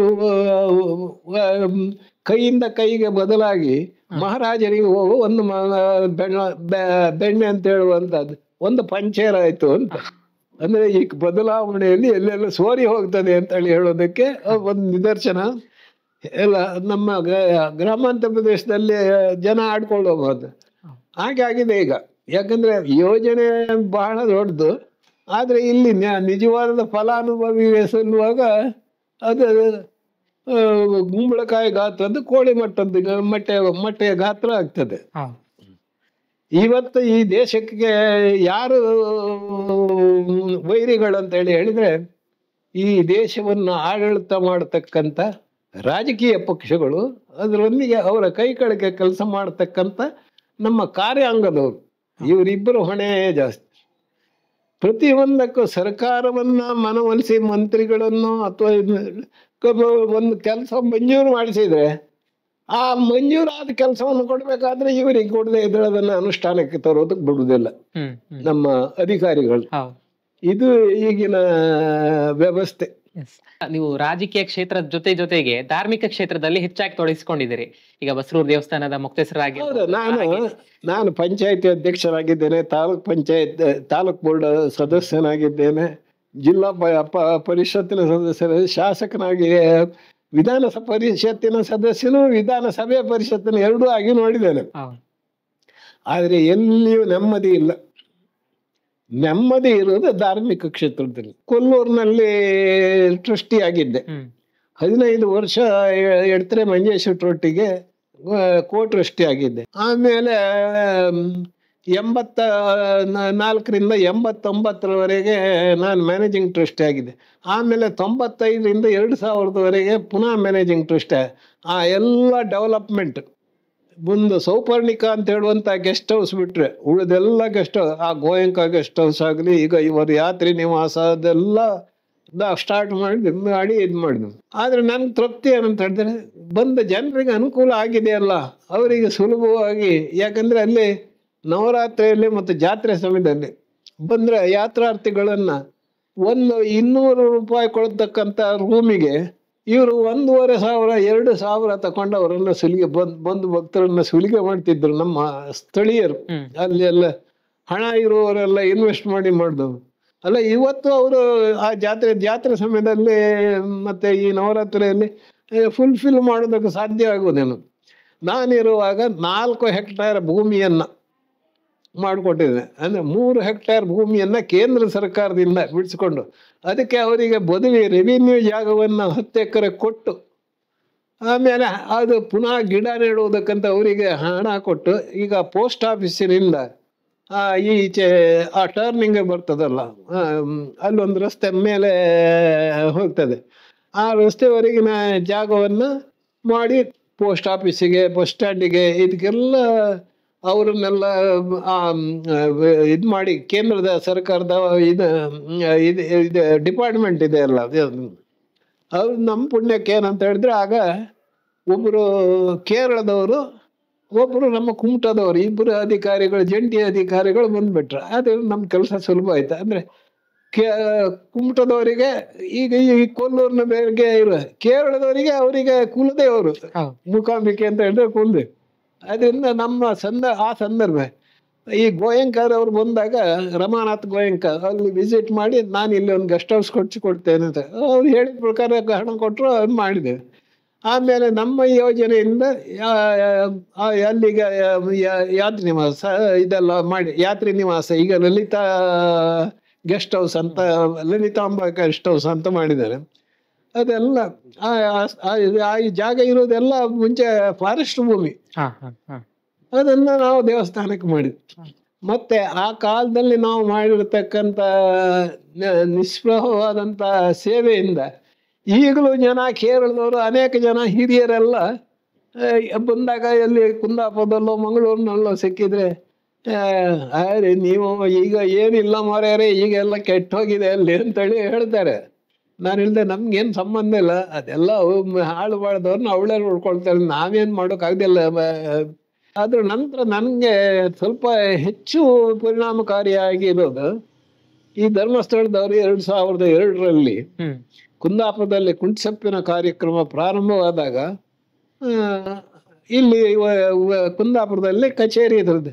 ಆ ಕಚೇರಿ ಒಬ್ಬರಿಗೆ ಅಲ್ಲಿಂದ ನನಗೆ ಅವರದ್ದು ಇದು ಕಾರ್ಯಕ್ರಮಗಳೆಲ್ಲ ಭಾಳ, ಯಾಕಂದರೆ ಏನೂ ಇಲ್ಲದಿದ್ದವನಿಗೆ, ಯಾಕಂದರೆ ಅವನಿಗೆ ಭೂಮಿ ಇಲ್ಲ, ಅಥವಾ ಅವನ ಹತ್ರ ಹಣ ಇಲ್ಲ, ಅವನಿಗೆ ವಿದ್ಯೆ ಇಲ್ಲ, ಅಂಥವರನ್ನೆಲ್ಲ ಸೇರಿ ಈ ಸ್ವಸಹಾಯ ಸಂಘ ಮಾಡಿ ಆ ಮೂಲಕ ಅವರ ಅಭಿವೃದ್ಧಿಗೆ ಹೊರಟ್ರಲ್ಲ. ಅದು ನಾನೀಗ 82ರಲ್ಲೂ ನೋಡಿದ್ದೇನೆ, ಬೆಳ್ತಂಗಡಿಯಲ್ಲೇ ಇದು ಮಾಡ್ತಾರೆ. ನಾನು ಯಾವಾಗಲೂ ಆಗ ತಿಂಗಳಿಗೆ 1-2 ಸಲ ಧರ್ಮಸ್ಥಳಕ್ಕೆ ಹೋಗ್ತಿದ್ದೆ.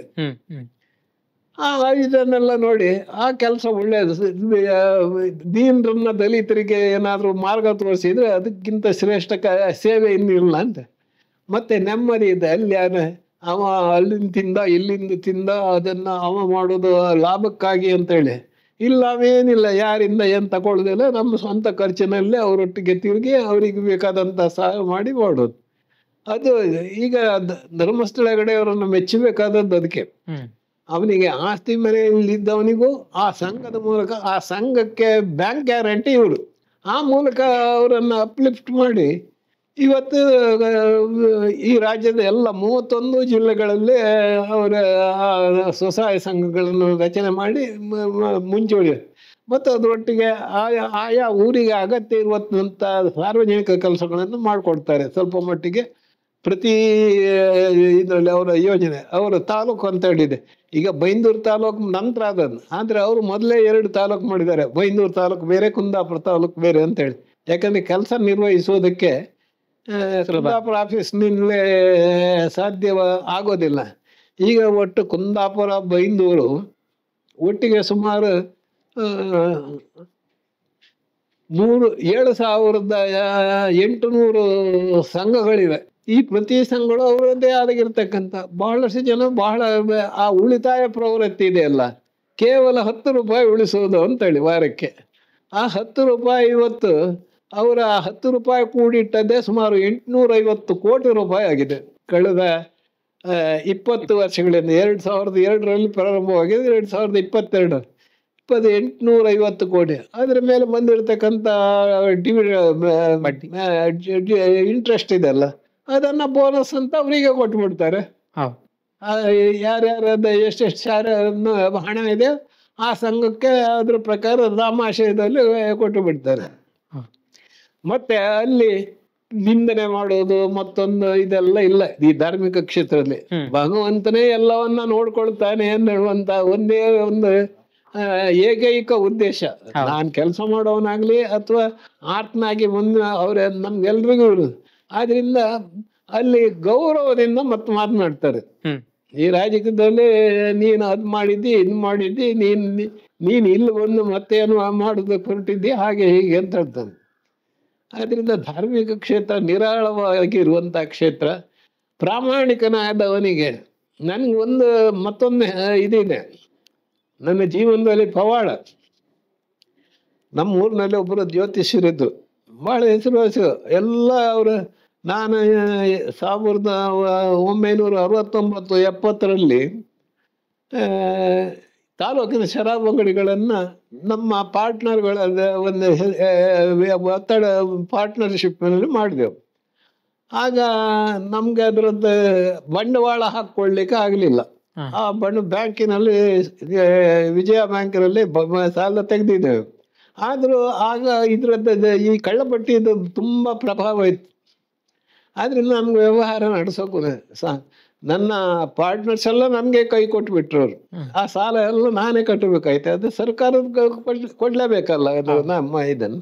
ಇಲ್ಲಿದ್ರೆ ನಾವು ಈ ಅಂಗಡಿ ಕೊಟ್ಟವರಿಗೆ ನಮ್ಮ ಹತ್ರ ರಿಟೈಲ್ ತಗೊಂಡವರಿಗೆ ತೊಂದರೆ. ಅದರಲ್ಲಿ ಸೋತ್ಬಿಟ್ಟೆ ನಾನು. ಸುಮಾರು ಆ ಕಾಲದಲ್ಲಿ ನನಗೆ 3.5 ಲಕ್ಷ ರೂಪಾಯಿ ಹೊಡ್ತಾ ಬಿತ್ತು 1970ರಲ್ಲಿ. ಆವಾಗ ನಾನು ಅದರ ನಂತರ ನನಗೆಲ್ಲರೂ ನಮ್ಮ ಕೆಲವು ಹಿತೈಷಿಗಳು, ನಮ್ಮ ಶಾಸ್ತ್ರಾಂತ ಚಂದು ಪೂಜಾರಿ ಮತ್ತು ನಮ್ಮ ಕೃಷ್ಣೇಶ್ವರಿಗಾರು, ಈ ಹಂಗಳೂರಿನವ್ರು ಈಗ ಏನು ಸಹನಾ ಕಾಂಪ್ಲೆಕ್ಸ್ ಇದೆ ಅಲ್ಲ ಅದರ ಹಿಂದಿನ ಓನರ್, ಅವರೆಲ್ಲ ಹೇಳಿದ್ರು, ಹೆಗಡೆಯರು ನೀವು ತಲೆ ಕಳಿಸ್ಕೊಡ್ಬೇಡಿ, ನಾವು ಇದು ಮಾಡ್ತೇನೆ. ನಾನು ಹೇಳಿದೆ ನಿಮ್ಮ ಸಹಾಯ ಎಲ್ಲ ಹಾಗೆ ಇರಲಿ, ಆದರೆ ನಾನು ಆ ವ್ಯವಹಾರಕ್ಕೆ ಇನ್ನು ಇಳಿಯುವುದಿಲ್ಲ. ನಾನೇನಾದರೂ ಮಾಡಿ ಆ ಸಾಲ ತೀರ್ಸ್ಕೊಳ್ತೇನೆ ಬ್ಯಾಂಕಿನವ್ರ ಹತ್ರ ಟೈಮ್ ಎಲ್ಲ ಕೇಳಿ ಅಂತ ಹೇಳಿದೆ. ಆಮೇಲೆ ನಾನು ಆವಾಗ ನನಗೆ ಮತ್ತೆ ಈ ಜ್ಯೋತಿಷಿಗಳದೆಲ್ಲ ಬಗ್ಗೆ ಎಲ್ಲ ವಿಶೇಷ ಗೌರವ ಇತ್ತು. ಈ ಮಠದವ್ರ ಬಗ್ಗೆ, ಯಾವುದೇ ಮಠ ಇರಲಿ, ಈಗ ನಮ್ಮ ಪರಿಶಿಷ್ಟ ಜಾತಿಯವರಿಂದ ಹಿಡಿದು ಎಲ್ಲಾ ಸ್ವಾಮಿಗಳ ಹತ್ರ ನಾನು ಒಂದು ಆ ಸಂಪರ್ಕವನ್ನು ಇಟ್ಕೊಂಡಿದ್ದೆ. ಲಿಂಗಾಯತರ ಸ್ವಾಮಿಗಳಾಗಲಿ, ಒಕ್ಕಲಿಗರ ಸ್ವಾಮಿಗಳಾಗಲಿ, ನಮ್ಮ ಸ್ವಾಮಿಗಳು ಹಾಗೂ ಇದ್ದಾರಲ್ಲ ಉಡುಪಿಯವರು ಮತ್ತೆ ಈ ಥರ ಮಠದವರು, ಅದೆಲ್ಲ ಒಳ್ಳೆ ಸಂಪರ್ಕ ಇಟ್ಕೊಂಡಿದ್ದೇನೆ. ಆ ಸಂಪರ್ಕದ ಮೂಲಕ ನನಗೆ ಜ್ಯೋತಿಷ ನಮ್ಮ 79 ವರ್ಷ ಪೂರ್ತಿ ಕಳೆಯೋಕೆ ಆಗೋದಿಲ್ಲ ನಿಮ್ಗೆ ಅಂತ ಹೇಳಿದ್ರು. ನಿಮ್ಮ ಆಯುಷ್ ಅಲ್ಲಿವರೆಗೆ ಇದೆ. ಈ ಪೂರ್ವ ಸೂಚನೆಯನ್ನು ಹೇಳಿದರು ಅವರು. 70-72ರಲ್ಲಿ ನೀವು ಅನಾವಶ್ಯಕವಾಗಿ ಸರ್ಕಾರಕ್ಕೆ ದಂಡ ತೆರತಕ್ಕಂತ ಒಂದು ಪರಿಸ್ಥಿತಿ ಬರ್ತದೆ ಅಂತ ಹೇಳಿದ್ರು. ಯಾವಾಗ 62ರಲ್ಲಿ ಅವ್ರು ಹೇಳಿದ್ರು. ಅದು ಹೌದಾಯ್ತು. ಆವಾಗ ನಾನು ಹೇಳಿದೆ ಎಲ್ಲ ಫಾರೆಸ್ಟ್ ಆಫೆನ್ಸ್ ಎಲ್ಲ ಆಗ್ಬೋದು ಅಷ್ಟೇ ಅಂತ ಹೇಳಿದೆ. ಆದ್ರೆ ಆಗ ನಿರೀಕ್ಷೆ ಇರಲಿಲ್ಲ. ಆಗ ಇದು ಪ್ರೈಬೇಷನ್ ಇತ್ತಲ್ಲ, ಅದೇ ಇಂಟ್ರೊಡ್ಯೂಸ್ ಆದ್ದೇ 68ರಲ್ಲಿ. 68ರ ಜುಲೈ 1ರಿಂದ ಇಂಟ್ರೊಡ್ಯೂಸ್ ಆದ. ಅದರಲ್ಲಿ ನಾನು ಇಲ್ಲಿಯ ಶಾಪ್ ತಗೊಂಡು ಆ ಶಾಪ್ನಲ್ಲಿ ಬಂದ ಇದರಿಂದ ಮತ್ತು ನಾನು ಎಲ್ರಿಗೂ ಆಗ ಲಿಮಿಟೆಡ್ ಇದು ಸಪ್ಲೈ ತಿಂಗಳಲ್ಲಿ ಪೂರ್ತಿ. ಈಗ ಬಂದಾಗ ನೀರು ಹರಿದಾಗ ಬರ್ತಿರ್ಲಿಲ್ಲ ಬ್ರಿಟಿಷ್ ಸಿಸ್ಟಮ್ನಾಗ. ಅವರು ಆವಾಗ ಅಲ್ಲಿ ಅವ್ರ ಹತ್ರ ಎಲ್ಲ ಇದು ಮಾಡುವಾಗ ಅದು ನನಗೆ ಅದು ನೈಜ ಅಂತ ಹೇಳಿ ಗೊತ್ತಾಯ್ತು ಕಡೆಗೆ. ಆಮೇಲೆ 79 ಬರುವಾಗ ನಾನು ಅದು ಸಾಮಾನ್ಯ ಸೆಪ್ಟೆಂಬರ್ ಅಕ್ಟೋಬರ್ ಒಂದಿನ ನಾನು ಬೆಳಿಗ್ಗೆ ನಾನು ಯಾವಾಗಲೂ ಬೇಗ ಹೇಳ್ತೇನೆ, ಈಗಂತೂ ಮತ್ತು ಬೇಗ ಹೇಳ್ತೇನೆ. 6 ಗಂಟೆಗೆ ಹೇಳ್ತಿದ್ದೇನೆ, ಒಂದು ನಾಯಿ ಬಂದು ನನ್ನ ಇದ್ರ ಹತ್ರ ಕ್ವಾರ್ಟರ್ನ ಹತ್ರ ನಿಂತಿದೆ. ಇದು ಯಾರ್ದು ಅಂದರೆ ನಮ್ಮ ಮನೆಯಲ್ಲೆಲ್ಲ ಬೇಗ ಹೇಳ್ತಾರಲ್ಲ, 5 ಗಂಟೆಗೆ ಹೇಳ್ತಾರೆ. ಆ ನಾಯಿ ಬಂತು. ಬಂದು ನಾನು ನಿಂತ್ಕೊಂಡು ಸ್ಟ್ಯಾಚ್ಯೂ ಅಂತ ಹೇಳ್ಕೊಂಡು ಅದು ಸೀದಾ ಬಂತು. ಬಾಗಿಲಲ್ಲಿ ಸೀದಾ ಹೋಗಿ ಅಲ್ಲಿ ಹೊರಗೆ ಹೋಗಿ ಹೋಯ್ತು. 3 ದಿನದ ನಂತರ ನೋಡಿದ್ರೆ ಆ ನಾಯಿ ಸತ್ತೋಯ್ತು ಇಲ್ಲಿ. ನಾನು ಇದ್ದೇನೆ. ಆದರೆ ಅದನ್ನೆಲ್ಲ ಈಗ ನಾಯಿ ಸತ್ರು ಎಲ್ಲದು ನಾವು ಇಲ್ಲಿ ಏನು ದನ ಸಾಯಲಿ ಜನ ಸಾಯಲಿ ಎಲ್ಲದಕ್ಕೂ ನಾವು ಭಾಗವಹಿಸ್ತೇವೆ. ಅದೇ ವಿದೌಟ್ ಕ್ರೀಡ್ ಆ್ಯಂಡ್ ಕಾಸ್ಟ್ ಅದನ್ನೆಲ್ಲ ನಾವು ಇದು ಮಾಡೋದಿಲ್ಲ. ಯಾಕಂದರೆ ಶಿವನ ಬಿಟ್ಟಿ ಅಂತ ಹೇಳಿ ನಾವು ಹೇಳೋದು. ಒಂದು ಸತ್ತವನ ಸಂಸ್ಕಾರ ಮಾಡೋದಿದೆ ಅಲ್ಲ, ದಹಿಸುವುದಿದೆ ಅಲ್ಲ, ಅದೇ ಈಶ್ವರನ ಸೇವೆ ಅಂತೇಳಿ ಲೆಕ್ಕ. ಆದ್ದರಿಂದ ಅದನ್ನೆಲ್ಲ ಆಗ ಸಭೆ ಆದಮೇಲೆ ನನಗೆ ಎಣಿಕೆ 79 ವರ್ಷ ಹೇಗೆ ಕಳೀತದೆ ಅಂಥೇಳಿ. ಅದರಿಂದ ನಾನು ಆ ನಾಯಿಗಳ ಸುದ್ದಿಗೆ ಹೋಗುದಿಲ್ಲ. ಯಾಕಂದ್ರೆ ನನ್ನ ಬದಲಿಗೆ ಅದು ಪ್ರಾಣ ಕೊಟ್ಟಿದೆ ಅಂತೇಳಿ ನನ್ನ ಅನಿಸಿಕೆ. ಅಥವಾ ಕಾಕತಾಳಿ ನ್ಯಾಯ ಏನಾಗಿದೆಯೋ ಏನೋ ಗೊತ್ತಿಲ್ಲ. ಕುಂದಾಪುರ ಅಂತ ಹೇಳಿದಾಗ ಕುಂದಾಪುರದ ಭಾಷೆ, ಈ ನೆಲದ ಸಂಸ್ಕೃತಿ, ಇದಕ್ಕೆ ಬಹಳ ಒಂದು ವಿಶಿಷ್ಟ ಸ್ಥಾನ ಇದೆ. ಅದ್ರ ಬಗ್ಗೆ ಹೇಳೋದಾದ್ರೆ, ನಿಮ್ಮ ಅನುಭವಗಳನ್ನು ಹಂಚಿಕೊಳ್ಳೋದಾದ್ರೆ. ಕುಂದಾಪುರ ಕನ್ನಡ ಅಂತೇಳಿ ಹೇಳಿದ್ರೆ ಅದು ಕನ್ನಡದಲ್ಲಿ ಒಂದು ಶಾರ್ಟ್ ಇದು ಫ್ರೇಮ್ ವರ್ಕ್. ಅದು ಬಹಳ ನಾನು ಹೋಗ್ತೇನೆ ಅಂತ ಹೇಳಿದೆ, ನಾವು ಹೋಗ್ತೇನೆ ಅಂತ ಹೇಳಿದ್ರೆ ನಾವು ಹೋಗ್ತೇನೆ. ನೀನು ಬರಬೇಕು ಅಂತ ಹೇಳಿ ನೀ ಬಾರ ಅಂದೇಳಿ ಬಹಳ ಶುದ್ಧವಾದಂತ ಕನ್ನಡ. ಕನ್ನಡದ ಈ ಕನ್ನಡ ನಾಡಿನ ಸಂಸ್ಕೃತಿಯನ್ನ ಉಳಿಸ್ತಕ್ಕಂಥದ್ದು ಇದಿದ್ರೆ ಅದು ಕನ್ನಡ. ನೀವು ಇವನ ಕುಮಾರವ್ಯಾಸನ ಭಾರತವನ್ನ ನೋಡಿದ್ರೆ ಅಲ್ಲಿ ಸಾಕಷ್ಟು ಶಬ್ದಗಳು ಕುಂದಾಪುರ ಕನ್ನಡದ್ದೇ. ಲಾಸ್ಟ್ ಹೇಳ್ತಾನೆ, ನಾರಿಗೆ ಕೃಷ್ಣನ ಕಾಂಬ ಸುಕೃತ ಫಲ ಏನದೇ ಹಳಚದೆ ಹಸುರಾಂತಕನ ಈಕ್ಷಿಸುತ್ತಿದ್ದನ ಆ ಕರ್ಣ ಅಂತ. ಅಲ್ಲಿ ಸುಮಾರು ಹಾಗೆ ಆ ಕರ್ಣಾವಸಾನದಲ್ಲಿ ತುಂಬಾ ಶಬ್ದಗಳು ಕುಂದಾಪುರದ ಕನ್ನಡದ್ದೇವೆ. ನೃಪತುಂಗನ 15ನೇ ಶತಮಾನದಲ್ಲಿ ನೃಪತುಂಗನ ಕವಿರಾಜ ಮಾರ್ಗದಲ್ಲಿ ವಿಪುಲವಾಗಿ ಕುಂದಾಪುರದ ಕನ್ನಡ ಇದೆ. ಕಾವೇರಿಯಿಂದ ಗೋದಾವರಿ ವಿರುದ್ಧ ನಾಡದ ಕನ್ನಡದೊಳು ಭಾವಿಸಿದ ಜನಪಂಗೆ ವಸುಧಾ ವಿಶೇಷಂ ಅಂತ ಕವಿರಾಜ ಮಾರ್ಗದಲ್ಲಿ ಸಾಕಷ್ಟು. ಹಾಗೆ ಅನೇಕ ಜನ ಹಿಂದಿನವರ ಇದರಲ್ಲಿ ಕುಂದಾಪುರ ಕನ್ನಡದ ಅಂದ್ರೆ ನೈಜವಾಗಿ ಕನ್ನಡ ಉಳಿದು, ಆದ್ರೆ ಅದೆಲ್ಲ ಶಾರ್ಟ್ ಫಾರ್ಮ್. ಹೋಗ್ತೇನೆ ಹೋತೆ, ಬರ್ತೇನೆ ಬತ್ತೆ. ಇದು ಬಹಳ ಸುಲಭವಾಗಿರ್ತಕ್ಕಂಥ ಭಾಷೆ. ನಮ್ಮವ್ರು ಏನಾಗಿದೆ ಅಂತ ಹೇಳಿದ್ರೆ ಕುಂದಾಪುರದವರಿಗೆ ಒಂದು ಹುಚ್ಚು. ಈಗ ತುಳುನಾಡ ಇದಕ್ಕೆ ತುಳುವಿನ ಬಗ್ಗೆ ವಿಶೇಷವಾದಂತ ಗೌರವ ನನಗಿದೆ. ಯಾಕಂದ್ರೆ ನಮ್ಮ ಅಪ್ಪನ ಮನೆ ಭಾಷೆ, ತಂದೆ ಮನೆಯವ್ರ ಭಾಷೆ ತುಳು. ಆದರೆ ನಮ್ಮವ್ರು ಏನ್ ಮಾಡ್ತಾರೆ, ಬಾಂಬೆಗೆ ಹೋದ್ರೆ ಮತ್ತೆ ಈ ಫಾರಿನಿಗೆಲ್ಲ ಹೋದ್ರೆ ಇವರು ಕನ್ನಡ ಬಿಟ್ಟು ತುಳು ಆಪ್ಟ್ ಮಾಡ್ತಾರೆ. ತುಳುವಿನ ಇಲ್ಲಿ ಬರುವಾಗ ತುಳು ಊರಿಗೆ ಬಂದ್ರೆ ತುಳುವಿನಲ್ಲಿ ಕೆಲವು ಮಾತು ಶಬ್ದಗಳನ್ನ ನಮ್ಮ ಕನ್ನಡ ಆಡೋತ್ತಿಗೆ ಮನೆಯೆಲ್ಲ ಅಜ್ಜಿಯೋ ಮಾವನು ಯಾರ ಹತ್ರ ಮಾತಾಡುವಾಗ ಅವರು ಅದನ್ನೇ ಮಾತಾಡ್ತಾರೆ. ಈಗ ನಾನು ನನ್ನ ಸಿಸ್ಟರ್ಸ್ ಎಲ್ಲ ತುಳುನಾಡಿಗೆ ಮದುವೆಯಾದವರು. ಆದ್ರೆ ನಾನು ಅವ್ರ ಹತ್ರ ಹೋದ್ರೆ ಮಾತಾಡೋದು ಅವರು ನಮ್ಮ ಕುಂದಾಪುರ ಕನ್ನಡದಲ್ಲೇ ಮಾತಾಡೋದು. ಆ ಒಂದು ಇದನ್ನ ಉಳಿಸ್ಕೊಳ್ಬೇಕು ಅಂತ ಹೇಳುವಂತ ಇದೆಲ್ಲ. ರಾಜ್ಯದ ಪ್ರಶಸ್ತಿ ಸಿಕ್ತಲ್ಲ ಪ್ರವೀಣ್ ಕುಮಾರ್ ಶೆಟ್ಟರ್ ಅವರು, ಮತ್ತೊಬ್ಬರು ಶಿರೂರ್ನವರು ಸಾಧನಾದಾಸ್ ಅಂತ ಹೇಳಿದ್ದಾರೆ. ಅವರಿಬ್ಬರು ಪ್ರಯತ್ನ ಪಟ್ಟೆ ಪ್ರಥಮವಾಗಿ ಒಂದು ಕುಂದಾಪುರ ಕನ್ನಡ ಉತ್ಸವ ಮಾಡಿದ್ರು ಅವರು ದುಬೈಯಲ್ಲಿ. ಹೋಗಿದ್ದೆ.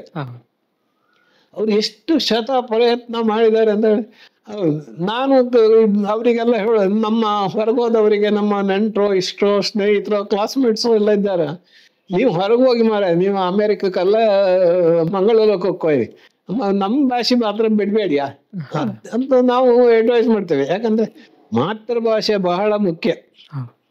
ಅದಕ್ಕಿಂತ ಮಿಗಿಲಾದಂತ ತಾಯಿ ಎಷ್ಟೇ ಪ್ರಾಮುಖ್ಯತೆ ಅದಕ್ಕಿದೆ. ನಮ್ಮ ಮಾತೃಭಾಷೆಗೆ. ಹ್ಮ್ ಒಮ್ಮೆ ಒಂದು ಒಬ್ಬ ರಾಮಕೃಷ್ಣ ಪರಮಹಂಸರ ಹತ್ರ ಒಬ್ಬ ಬರ್ತಾನೆ ಶಿಷ್ಯ, ಅಲ್ಲಿ ಅವರ ಆಶ್ರಮ ಸೇರ್ಕೊಳ್ತಾನೆ. ಉಳಿದವರು ಎಲ್ಲರ ಹತ್ರ ಭಾರತದ ಪ್ರಮುಖ 14 ಭಾಷೆಗಳನ್ನ ನಿಸ್ಸೀಮವಾಗಿ ಮಾತನಾಡ್ತಾನೆ. ಹ್ಮ್ ಆ ಮಾತನಾಡೋರು ಬಿದ್ದವರಿಗೆಲ್ಲ ಇದೈತಿ, ಇವ ಯಾವ ಭಾಷೆಯಲ್ಲಿ ಕೇಳಿದ್ರು ಅದಕ್ಕೆ ಸಮರ್ಪಕವಾಗಿ ನಮ್ಗಿಂತ ಚಂದ ಮಾಡಿ ಇವನು ಉತ್ತರ ಕೊಡ್ತಾನೆ. ಇವನು ಇದೆ. ಈಗ ನೀನು ಕನ್ನಡಿಗನ? ಹೌದು. ನೀನು ಟಮಿಲಿಯನ? ಹೌದು. ಮಲಯಾಳಿಯ? ಹೌದು. ಎಲ್ಲ ಪಂಜಾಬಿಯ? ಹೌದು. ಎಲ್ಲ ಬಂಗಾಳಿಯ? ಎಲ್ಲವೂ ಹೌದು ಅಂತ ಹೇಳ್ತಾವ.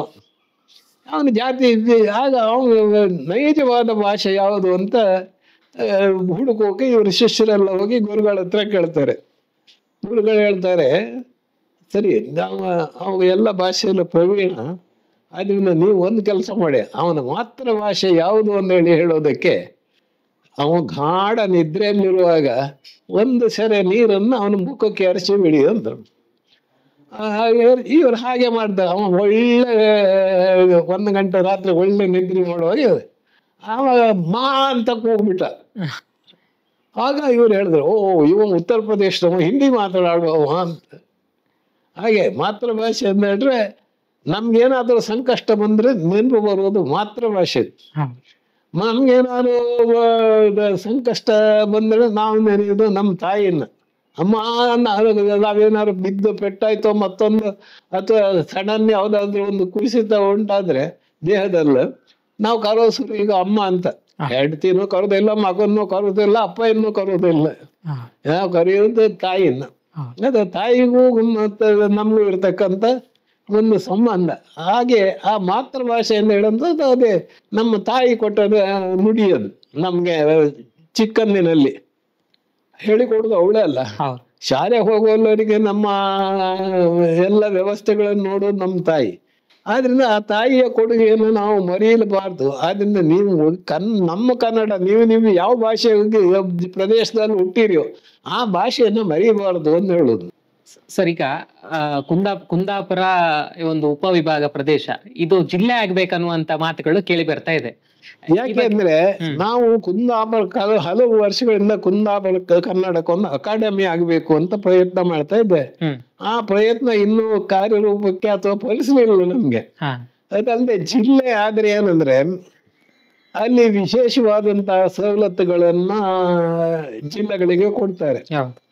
ಎಲ್ಲ ಜಿಲ್ಲಾ ಮಟ್ಟದಲ್ಲೇ ಇವ್ರದ್ದೆಲ್ಲ ಬಜೆಟ್ ಮತ್ತೊಂದು ಅಭಿವೃದ್ಧಿ ಕಾರ್ಯಗಳು. ನಮ್ಮ ಕುಂದಾಪುರ ಹಿಂದಿರುವಂತ ಪ್ರದೇಶ. ನೀವು ಈಗ ಸುಳ್ಯ ಮಲೆನಾಡು ಪ್ರದೇಶವಾದ್ರು ಸುಳ್ಯದಲ್ಲಾಗಿರ್ತಕ್ಕಷ್ಟು ಅಭಿವೃದ್ಧಿ ಆಗಿಲ್ಲ ಕುಂದಾಪುರದಲ್ಲಿ. ಅದರಲ್ಲೂ ಬೈಂದೂರು ಭಾಗ ಅಂತ ಹೇಳೋದು ತೀರಾ ಹಿಂದುಳಿದ ಪ್ರದೇಶವಾಗಿ. ಈಗ ರಸ್ತೆಗೆ ಎಲ್ಲ ಮಾಡಿದ್ದಾರೆ, ಅದಕ್ಕೂ ಒಪ್ಪತಕ್ಕದ್ದೇ. ಆದ್ರೆ ಆ ರಸ್ತೆ ಅದು ಅಭಿವೃದ್ಧಿ ಅಲ್ಲ. ನಾವು ಬದುಕುವುದಕ್ಕೆ ನಿರಾಳವಾಗಿ ಬದುಕುವುದಕ್ಕೆ ಬೇಕಾಗಿರ್ತಕ್ಕಂಥ ಎಲ್ಲ ಸೌಲಭ್ಯಗಳು ನಮ್ಗೆ ದೊರೆಯಬೇಕು. ಮತ್ತೆ ಜನರ ಒಂದು ಆರ್ಥಿಕ ಪರಿಸ್ಥಿತಿ, ಅವನು ಸಂಪಾದನೆ ಮಾಡೋದಕ್ಕಿಂತ ಇವತ್ತು ಖರ್ಚಿನ ದಾರಿಯೇ ಜಾಸ್ತಿ. ಆದ್ರಿಂದ ಅವನಿಗೆ ಸುಲಭವಾಗಿ ಎಲ್ಲ ವ್ಯವಸ್ಥೆಗಳು ದೊರಕೋದು.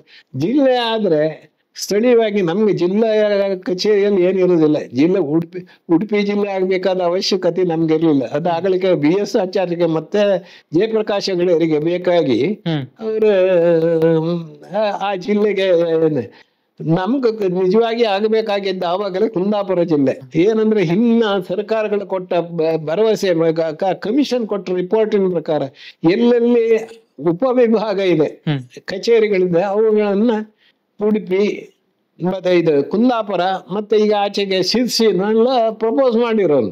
ಈಗ ಆ ಲೆಕ್ಕದಲ್ಲಿ ನಮ್ಗೆ ಸಿಗಬೇಕಾಗಿರ್ತಕ್ಕಂಥ ಸೌಲಭ್ಯವನ್ನು ಉಡುಪಿಯವರು ಹೊಡ್ಕೊಂಡೋಗಿ. ಉಡುಪಿ ದೊಡ್ಡ ಧಾರ್ಮಿಕ ಕ್ಷೇತ್ರ, ಸರಿ, ಒಂದು ದೊಡ್ಡ ವಿದ್ಯಾಕ್ಷೇತ್ರವೂ ಆಗಿದೆ ಈಗ.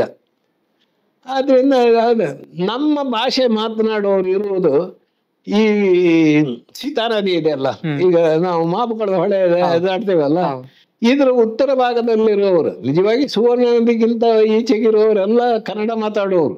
ನೀವು ಆ ಪ್ರಾಕೃತಿಕವಾಗಿ ಆ ಪ್ರದೇಶವನ್ನ ವಿಮರ್ಶೆ ಮಾಡಿದ್ರೆ ಆ ಸುವರ್ಣ ನದಿಗಿಂತ ಬ್ರಹ್ಮಾವರ ಈಗ ಇದೆಲ್ಲ ಆರೂರು ಇದೆಲ್ಲ ಉಡುಪಿ ತಾಲೂಕಿನಲ್ಲಿದ್ರು, ಬ್ರಹ್ಮಾವರ ತಾಲೂಕಿನಲ್ಲಿದ್ರು, ಅದೆಲ್ಲ ಕುಂದಾಪುರದ ಭಾಗ. ಎಲ್ಲಿವರೆಗೆ ನಾವು ಭಟ್ಕಳದಲ್ಲೂ ನಮ್ಮ ಭಾಷೆ ಮಾತಾಡ್ತಕ್ಕಂತ ಜನ ಇದ್ರು, ಅಂದ್ರೆ ಮೊದಲಿಂದಲೂ. ಈಗ ಈ ರಾಜಕೀಯದ ಅಥವಾ ಉದ್ಯೋಗದ ಅವಕಾಶದಿಂದ ಹೋದವರಲ್ಲ, ಒರಿಜಿನಲ್ಲಿ ಅಲ್ಲಿನವರೇ ಇದ್ದಾರೆ. ಮುರುಡೇಶ್ವರದವರಿಗೆ ನಮ್ಮ ಈ ಕುಂದಾಪುರ ಕನ್ನಡದವರಿದ್ದಾರೆ.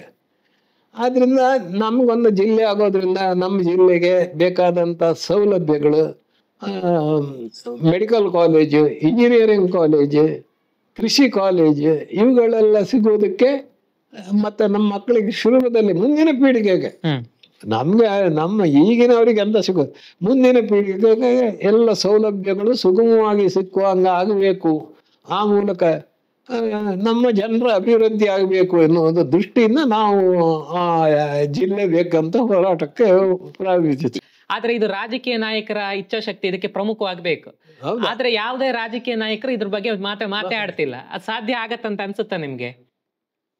ಇವತ್ತು ಸಾಧ್ಯ ಆಗದೆ ಇರಬಹುದು, ಮುಂದೊಂದು ದಿನ ಸಾಧ್ಯ ಆಗ್ತದೆ ಅಂತ ನಮ್ಮ ಅನಿಸಿಕೆ. ನಮ್ಮ ಕಾಲದಲ್ಲೇ ನಾವು ಆಗಬೇಕು ಅಂತ ಪ್ರಯತ್ನ ಮಾಡಿದ್ರು.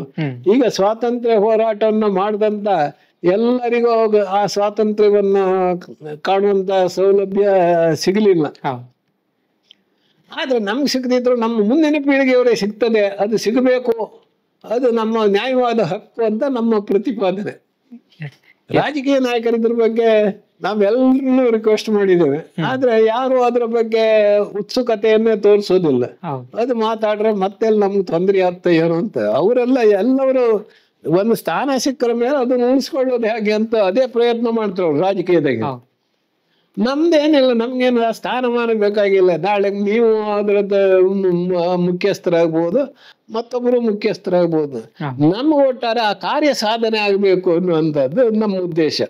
ಕೊನೆಯದಾಗಿ ತಮ್ಮ ಈ ಇಳಿ ವಯಸ್ಸಿನಲ್ಲಿ ಕೂಡ ಬಹಳಷ್ಟು ಸಕ್ರಿಯವಾಗಿ ನೀವು ಎಲ್ಲಾ ಕ್ಷೇತ್ರದಲ್ಲಿ ತೊಡಗಿಸಿಕೊಂಡಿದ್ದೀರಿ. ಮತ್ತೆ ನಮ್ಮ ಯುವಕರಿಗೆ ಕೂಡ ಒಂದು ಮಾದರಿಯಾಗುವ ರೀತಿಯಲ್ಲಿ ನೀವು ಬದುಕಿ ತೋರಿಸಿದ್ದೀರಿ. ನಮ್ಮ ಯುವ ಜನತೆಗೆ ನೀವೇನಾದ್ರೂ ಒಂದು ಮೆಸೇಜ್ ಹೇಳುವುದಾದ್ರೆ? ಅವರ ತಂದೆ ತಾಯಿಗಳಲ್ಲಿ ಅವ್ರಿಗೆ ಗೌರವ ಇಟ್ಕೊಂಡು, ಆಮೇಲೆ ನಮ್ಮ ಸಂಪ್ರದಾಯದ ಅಂದ್ರೆ ಭಾರತೀಯ ಸಂಪ್ರದಾಯವನ್ನ ಉಳಿಸ್ಕೊಳ್ಳಿ, ಅಂದ್ರೆ ನಮ್ಮ ಕಾರ್ಯಕ್ರಮಗಳೆಲ್ಲ ರೂಪಿಸ್ತೇವಲ್ಲ, ವಿವಿಧ ಯೋಜನೆಗಳನ್ನಾಗ್ಲಿ ಯಾವುದೇ ಆಗಲಿ, ನಮ್ಮ ಜೀವನದಲ್ಲಿ ಈ ದೇಶದ ಇತಿಹಾಸ, ಈ ದೇಶದ ಸಂಸ್ಕಾರ, ಈ ದೇಶದ ಸಂಸ್ಕೃತಿಯನ್ನ ಉಳಿಸ್ಕೊಳ್ಳುವಲ್ಲಿ ಅವರು ಉತ್ತಮವಾಗಿ ಬೆಳಿಬೇಕಾದ್ರೆ, ಹಾಗೆ ಅವರು ದಾರ್ಶನಿಕರಾಗಬೇಕಾದ್ರೆ, ಡಾಕ್ಟರೇಟ್ ಮತ್ತೊಂದು ಮಣ್ಣ ಎಲ್ಲ ಮಾಡ್ತಾರಲ್ಲ, ಅದಾಗಬೇಕಾದ್ರೆ ಅವರು ಭಾರತೀಯ ಸಂಸ್ಕೃತಿಯನ್ನ ಉಳಿಸ್ಕೊಳ್ಬೇಕು. ಯಾಕಂದ್ರೆ ಹಿಂದೆ ಜಾತಿಯ ಆಧಾರ ಅಂತ ಹೇಳ್ತಾರೆ. ಹಿಂದೂ ಧರ್ಮದಲ್ಲಿ 4 ವರ್ಣಭೇದಗಳನ್ನ ಮಾಡಿದ್ದಾರೆ. ವರ್ಣಭೇದಗಳು ಮಾಡಿದಲ್ಲ, ನಮ್ಮಿಂದಾಗಿ ನಿರ್ಮಾಣ. ಯಾರು ಈ ದೇಶದಲ್ಲಿ, ಈ ಭರತ ಭೂಮಿಯಲ್ಲಿ ದೇವರ ಪೂಜೆ ಮಾಡ್ತಾರೆ, ದೇವತಾ ಕಾರ್ಯ ಸಮಾಲೋಚನೆ ಮಾಡ್ತಕ್ಕಂಥ, ಮಂತ್ರಿಗಳಾಗಿ ಸಲಹೆ ಕೊಡ್ತಕ್ಕವರು, ಇನ್ನೊಬ್ಬರಿಗೆ ಶಿಕ್ಷಣವನ್ನ ನೀಡಿ ಮಾರ್ಗದರ್ಶನ ಮಾಡುವವರು, ಇವರೆಲ್ಲ ಬ್ರಾಹ್ಮಣರು. ಯಾರು ಈ ದೇಶದ ರಕ್ಷಣೆಗಾಗಿ ಒಬ್ಬ ಗಡಿಯಲ್ಲಿರುವ ಸೈನಿಕರಿಂದಾಗಿ ಇಲ್ಲಿನ ಮೇಲೆ ದೆಹಲಿಯಲ್ಲಿ ಗದ್ದಿಗೆಯಲ್ಲಿ ಕೂತ್ಕೊಂಡಿರ್ತಕ್ಕಂಥ ಮುಖ್ಯಮಂತ್ರಿ ಆಗಲಿ ಅಥವಾ ರಾಷ್ಟ್ರಾಧ್ಯಕ್ಷನಾಗಲಿ, ಇವರೆಲ್ಲ ಇರುವುದು, ಅವರೆಲ್ಲ ದೇಶಕ್ಕಾಗಿ ರಕ್ಷಣೆಗಾಗಿ ಹೋರಾಟ ಮಾಡಿ ಆಡಳಿತವನ್ನ ಸುಸೂತ್ರವಾಗಿ ಮಾಡುವವನೇ ಕ್ಷತ್ರಿಯ. ಯಾರು ಈ ದೇಶದ ಪ್ರಜೆಗಳಿಗೆ ಬೇಕಾಗಿರತಕ್ಕಂಥ ವಸ್ತ್ರ, ಅನ್ನ, ಅರಿವೆ ಅಥವಾ ಇನ್ನಿತರ ಸಾಮಾಜಿಕ ಸೌಲಭ್ಯಗಳು, ಜೀವನ ಸಿಗ್ಬೇಕಾದಂತ ಸೌಲಭ್ಯಗಳನ್ನ ಒದಗಿಸ್ತಾರೆ, ಅವರು ವೈಶ್ಯರು. ಯಾರು ನಮ್ಮ ಹತ್ರ ಏನು ಬಂಡವಾಳ ಹಾಕಿ ಅಥವಾ ನಮ್ಮ ಹತ್ರ ಮಿಲಿಟ್ರಿಗೆ ಹೋಗಿಯೋ ಅಥವಾ ಬ್ರಹ್ಮ ವಿದ್ಯೆ ಕಲಿಯೋದಕ್ಕೆ ಅವಕಾಶ ಇಲ್ಲದೆ ಇದ್ದವರು, ಅವರು ಬೇರೆಯವ್ರೊಟ್ಟಿಗೆ ದುಡಿಯೋರು ಇದ್ರಲ್ಲ, ಅಸಿಸ್ಟೆಂಟ್ ಆಗಿ ಕೆಲಸ ಮಾಡ್ತಾರಲ್ಲ, ಅವರೇ ಶೂದ್ರರು. ದೇಶಕ್ಕೆ ಧರ್ಮಕ್ಕೆ ವಿರೋಧವಾಗಿ ನಡೆಯುವವರೇ ಪಂಚಮರು. ಇದು ನಮ್ಮ ಮೂಲ ತತ್ವ, ನಮ್ಮ ಹಿಂದೂ ಧರ್ಮದ್ದು. ಈಗ ಅದನ್ನೆಲ್ಲ ಬೇಕಾದಂಗ ತಿರ್ಚಿ ಇವರು ಬ್ರಾಹ್ಮಣರೇ ಬೇರೆ, ಬಂಟ್ರೆ ಬೇರೆ, ಬಿಲ್ಲವರೇ ಬೇರೆ, ಮಗವೀರರೇ ಬೇರೆ, ನಮ್ಮ ಮಡಿವಾಳರೇ ಬೇರೆ, ಎಲ್ಲ ಈಗ ಟೈಲರ್ ಸಂಘಗಳು ಅಂತ ಮಾಡ್ತಾರೆ, ಕ್ಷೌರಿಕ ಸಂಘಗಳಂತಲ್ಲ. ಈಗ ಬೇಕಾದಷ್ಟು ಸಂಘಗಳು ನಮ್ಮಲ್ಲಿ ಆಗ್ತವೆ. ಅದರಲ್ಲಿ ಈಗ ಬೇರೆ ಜಾತಿಯವರು ಇಲ್ಲಿಯಾ? ಎಲ್ಲ ಕ್ಷೌರಿಕರೇ. ಈಗ ಇಲ್ಲಿಂದ ನೀವು ಡೆಲ್ಲಿಯವರೆಗೆ ಬೇರೆಯವರು ಕ್ಷೌರಿಕ ವೃತ್ತಿಯನ್ನು ಅವಲಂಬಿಸಿದ್ದಾರೆ ಅಥವಾ ಕ್ಷೌರದ ಅಂಗಡಿಗಳನ್ನು ನಡೆಸ್ತಾರೆ. ಅದರಿಂದ ಯಾವುದೇ ಕೆಲಸ ಮಾಡದೆ ಅವ ಅಪ್ಪಾಪೋಲಿಯಾಗಿ ತಿರುಗೋವಿದ್ದಲ್ಲ, ಅವ ನಮ್ಮ ಅಲ್ಲದೆ ದುಡಿದು ತಿನ್ನುವ ಆ ಸ್ವಾಭಿಮಾನ ಇರುವ ಅವ ಯಾವಾಗಲೂ ಈ ಜಾತಿ ಗೀತಿ ನೀತಿಯೇ ಮುಖ್ಯ ಅಲ್ಲದೆ ಜಾತಿ ಮುಖ್ಯ ಅಲ್ಲ. ಆದ್ದರಿಂದ ನಮ್ಮ ವ್ಯವಸ್ಥೆಗಳು ಹಿಂದೂ ಧರ್ಮ ನಮ್ಮಲ್ಲಿ ಇಲ್ಲು ಹಾಕೊಂಡ್ರೆ, ಈಗ ಮತ್ಸ್ಯಗಂಧಿನಿಯಲ್ಲಿ ಹುಟ್ಟಿರ್ತಕ್ಕಂಥ ವೇದವ್ಯಾಸ ಬ್ರಹ್ಮರ್ಷಿ, ಕ್ಷತ್ರಿಯಲ್ಲಿ ಹುಟ್ಟಿರ್ತಕ್ಕಂಥ ವಿಶ್ವಾಮಿತ್ರ ಬ್ರಹ್ಮರ್ಷಿ, ಬೇಡ್ರ ಜಾತಿಯಲ್ಲಿ ಹುಟ್ಟಿರ್ತಕ್ಕಂಥ ವಾಲ್ಮೀಕಿ ಬ್ರಹ್ಮರ್ಷಿ. ಅವಕಾಶ ಇದೆ ಹಿಂದಿನಿಂದ ಒಂದೇಳಿ ಹೇಳೋದಕ್ಕೆ ನಮಗೆ ಸಾಕಷ್ಟು ಹಿನ್ನೆಲೆ ಇದೆ ಅಲ್ಲ. ಆದ್ರಿಂದ ಇಲ್ಲಿ ಭಾರತ ಮುಕ್ತವಾಗಿರ್ತಕ್ಕಂಥ ಒಂದು ದೇಶ. ದೇವರ ಆರಾಧನೆಯನ್ನು, ದೇಶ ಸೇವೆಯನ್ನು ಮಾಡೋದಕ್ಕೆ ಇಲ್ಲಿ ವಿಪುಲವಾದಂಥ ಅವಕಾಶ ಇದೆ. ಇವತ್ತು ನಾವು ಏನೇ ಮಾಡ್ರು ಭಗವಂತನಿಗೆ ಸಮರ್ಪಣೆ ಅಂತ ನಾವು ಹೇಳ್ತೇವೆ. ಒಮ್ಮೆ ನಾರದನಿಗೂ ಮತ್ತು ವಿಷ್ಣುಗೂ ವಾದ ನಡೀತದೆ. ಆಗ ವಿಷ್ಣು ನಾರದ ಕೇಳ್ತಾನೆ, ಸ್ವಾಮಿ, ಈಗ ನಿನ್ನ ಅತ್ಯಂತ ದೊಡ್ಡ ಭಕ್ತರು ಯಾರು ಭೂಲೋಕದಲ್ಲಿ? ಅಂತ ನೋಡಪ್ಪ, ಇಂಥ ಪ್ರದೇಶದಲ್ಲಿ ಒಬ್ಬ ರೈತ ಇದ್ದಾನೆ, ಅವ ನನ್ನ ನೈಜವಾದಂಥ ಭಕ್ತ. ನಾನು ಪರೀಕ್ಷೆ ಮಾಡ್ತೇನೆ ಅದ ಬಂದ ನಾರದ ನೋಡ್ದ. ಅವ ಬೆಳಿಗ್ಗೆ ಎದ್ದು ಮುಖಮಾರ್ಜನ ಎಲ್ಲ ಬೆಳಿಗ್ಗೆ ಅವನ ದೈಹಿಕ ಇದನ್ನೆಲ್ಲ ಕಾರ್ಯಕ್ರಮಗಳನ್ನೆಲ್ಲ ಮುಗಿಸಿದ ಮೇಲೆ ದೇವರಿಗೆ ಒಂದು ಕೈ ಮುಗಿದು, ದೇವರೇ, ಇವತ್ತಿನ ಎಲ್ಲ ಕೆಲಸವು ಸುಗಮವಾಗುವಂತೆ ನೀನು ನಡೆಸಿಕೊಡುವ ಹೇಳಿ ಪ್ರಾರ್ಥನೆ ಮಾಡ್ದ. ತಿಂಡಿ ಎಲ್ಲ ತಿಂದ, ಬುತ್ತಿ ಕಟ್ಟಿಕೊಂಡ, ಅವನ ಕೆಲಸಕ್ಕೆ ಹೊರಟ. ಆ ಕೆಲಸಕ್ಕೆ ಹೊರಟು ಕೆಲಸ ಮುಗಿಸಿ ಮಧ್ಯಾಹ್ನ ಬಿಡು ಇತ್ತಲ್ಲ ಊಟಕ್ಕೆ, ಆ ಬುತ್ತಿ ಬಿಡಿಸಿ ಊಟ ಮಾಡ್ಕರೆ ಕೈ ಕಾಲೆಲ್ಲ ತೊಳೆದು ಮತ್ತೊಂದು ಸಲ ಭಗವಂತನಿಗೆ ನಮಸ್ಕಾರ ಮಾಡ್ದ. ನನಗೆ ಇವತ್ತಿನ ಇದಾಯ್ತು, ಇವತ್ತಿನ ಅನ್ನ ಈಗ ಮಧ್ಯಾಹ್ನದ ಭೋಜನ ಸ್ವೀಕರಿಸ್ತಾ ಇದ್ದೆ, ನಿನ್ನ ಅನುಗ್ರಹದಿಂದ ನಾನು ಚೆನ್ನಾಗಿ ಬದುಕಿದ್ದೇನೆ ಅಂದೇಳಿ ಹೇಳ್ತಾ. ಆಮೇಲೆ ರಾತ್ರಿ ಸಂಜೆ ಎಲ್ಲ ಅವನ ಕೆಲಸ ಮುಗಿಸಿ ಬಂದು ಸ್ನಾನ ಮಾಡಿ ಪುನಃ ಒಮ್ಮೆ ರಾತ್ರಿ ಊಟ ಮಾಡಕಾರ ಮೊದಲು ಭಗವಂತನ ಆಗ ಆವಾಗ 3 ಸಲ ನೀವು ಆವಾಗ ನಾರದ ಕೇಳ್ತಾ ಹೋಗಿ ಹೇಳ್ತಾ ಶ್ರೀಮನ್ನಾರಾಯಣ. ಆಗ ನಾರಾಯಣ ಹೇಳ್ತಾ, ಏನಾಯ್ತು ಇದು ಹೀಗೆ? ಅವ ಹೇಗೆ, ನಾನು ಇಡೀ ದಿನ ನಿನ್ನ ಜಪ ಮಾಡ್ತೇನೆ, ನನ್ಗಿಂತ ಅವನೇ ಶ್ರೇಷ್ಠ ಅಂತ ನೀನು ಅಂದೇಳೆ.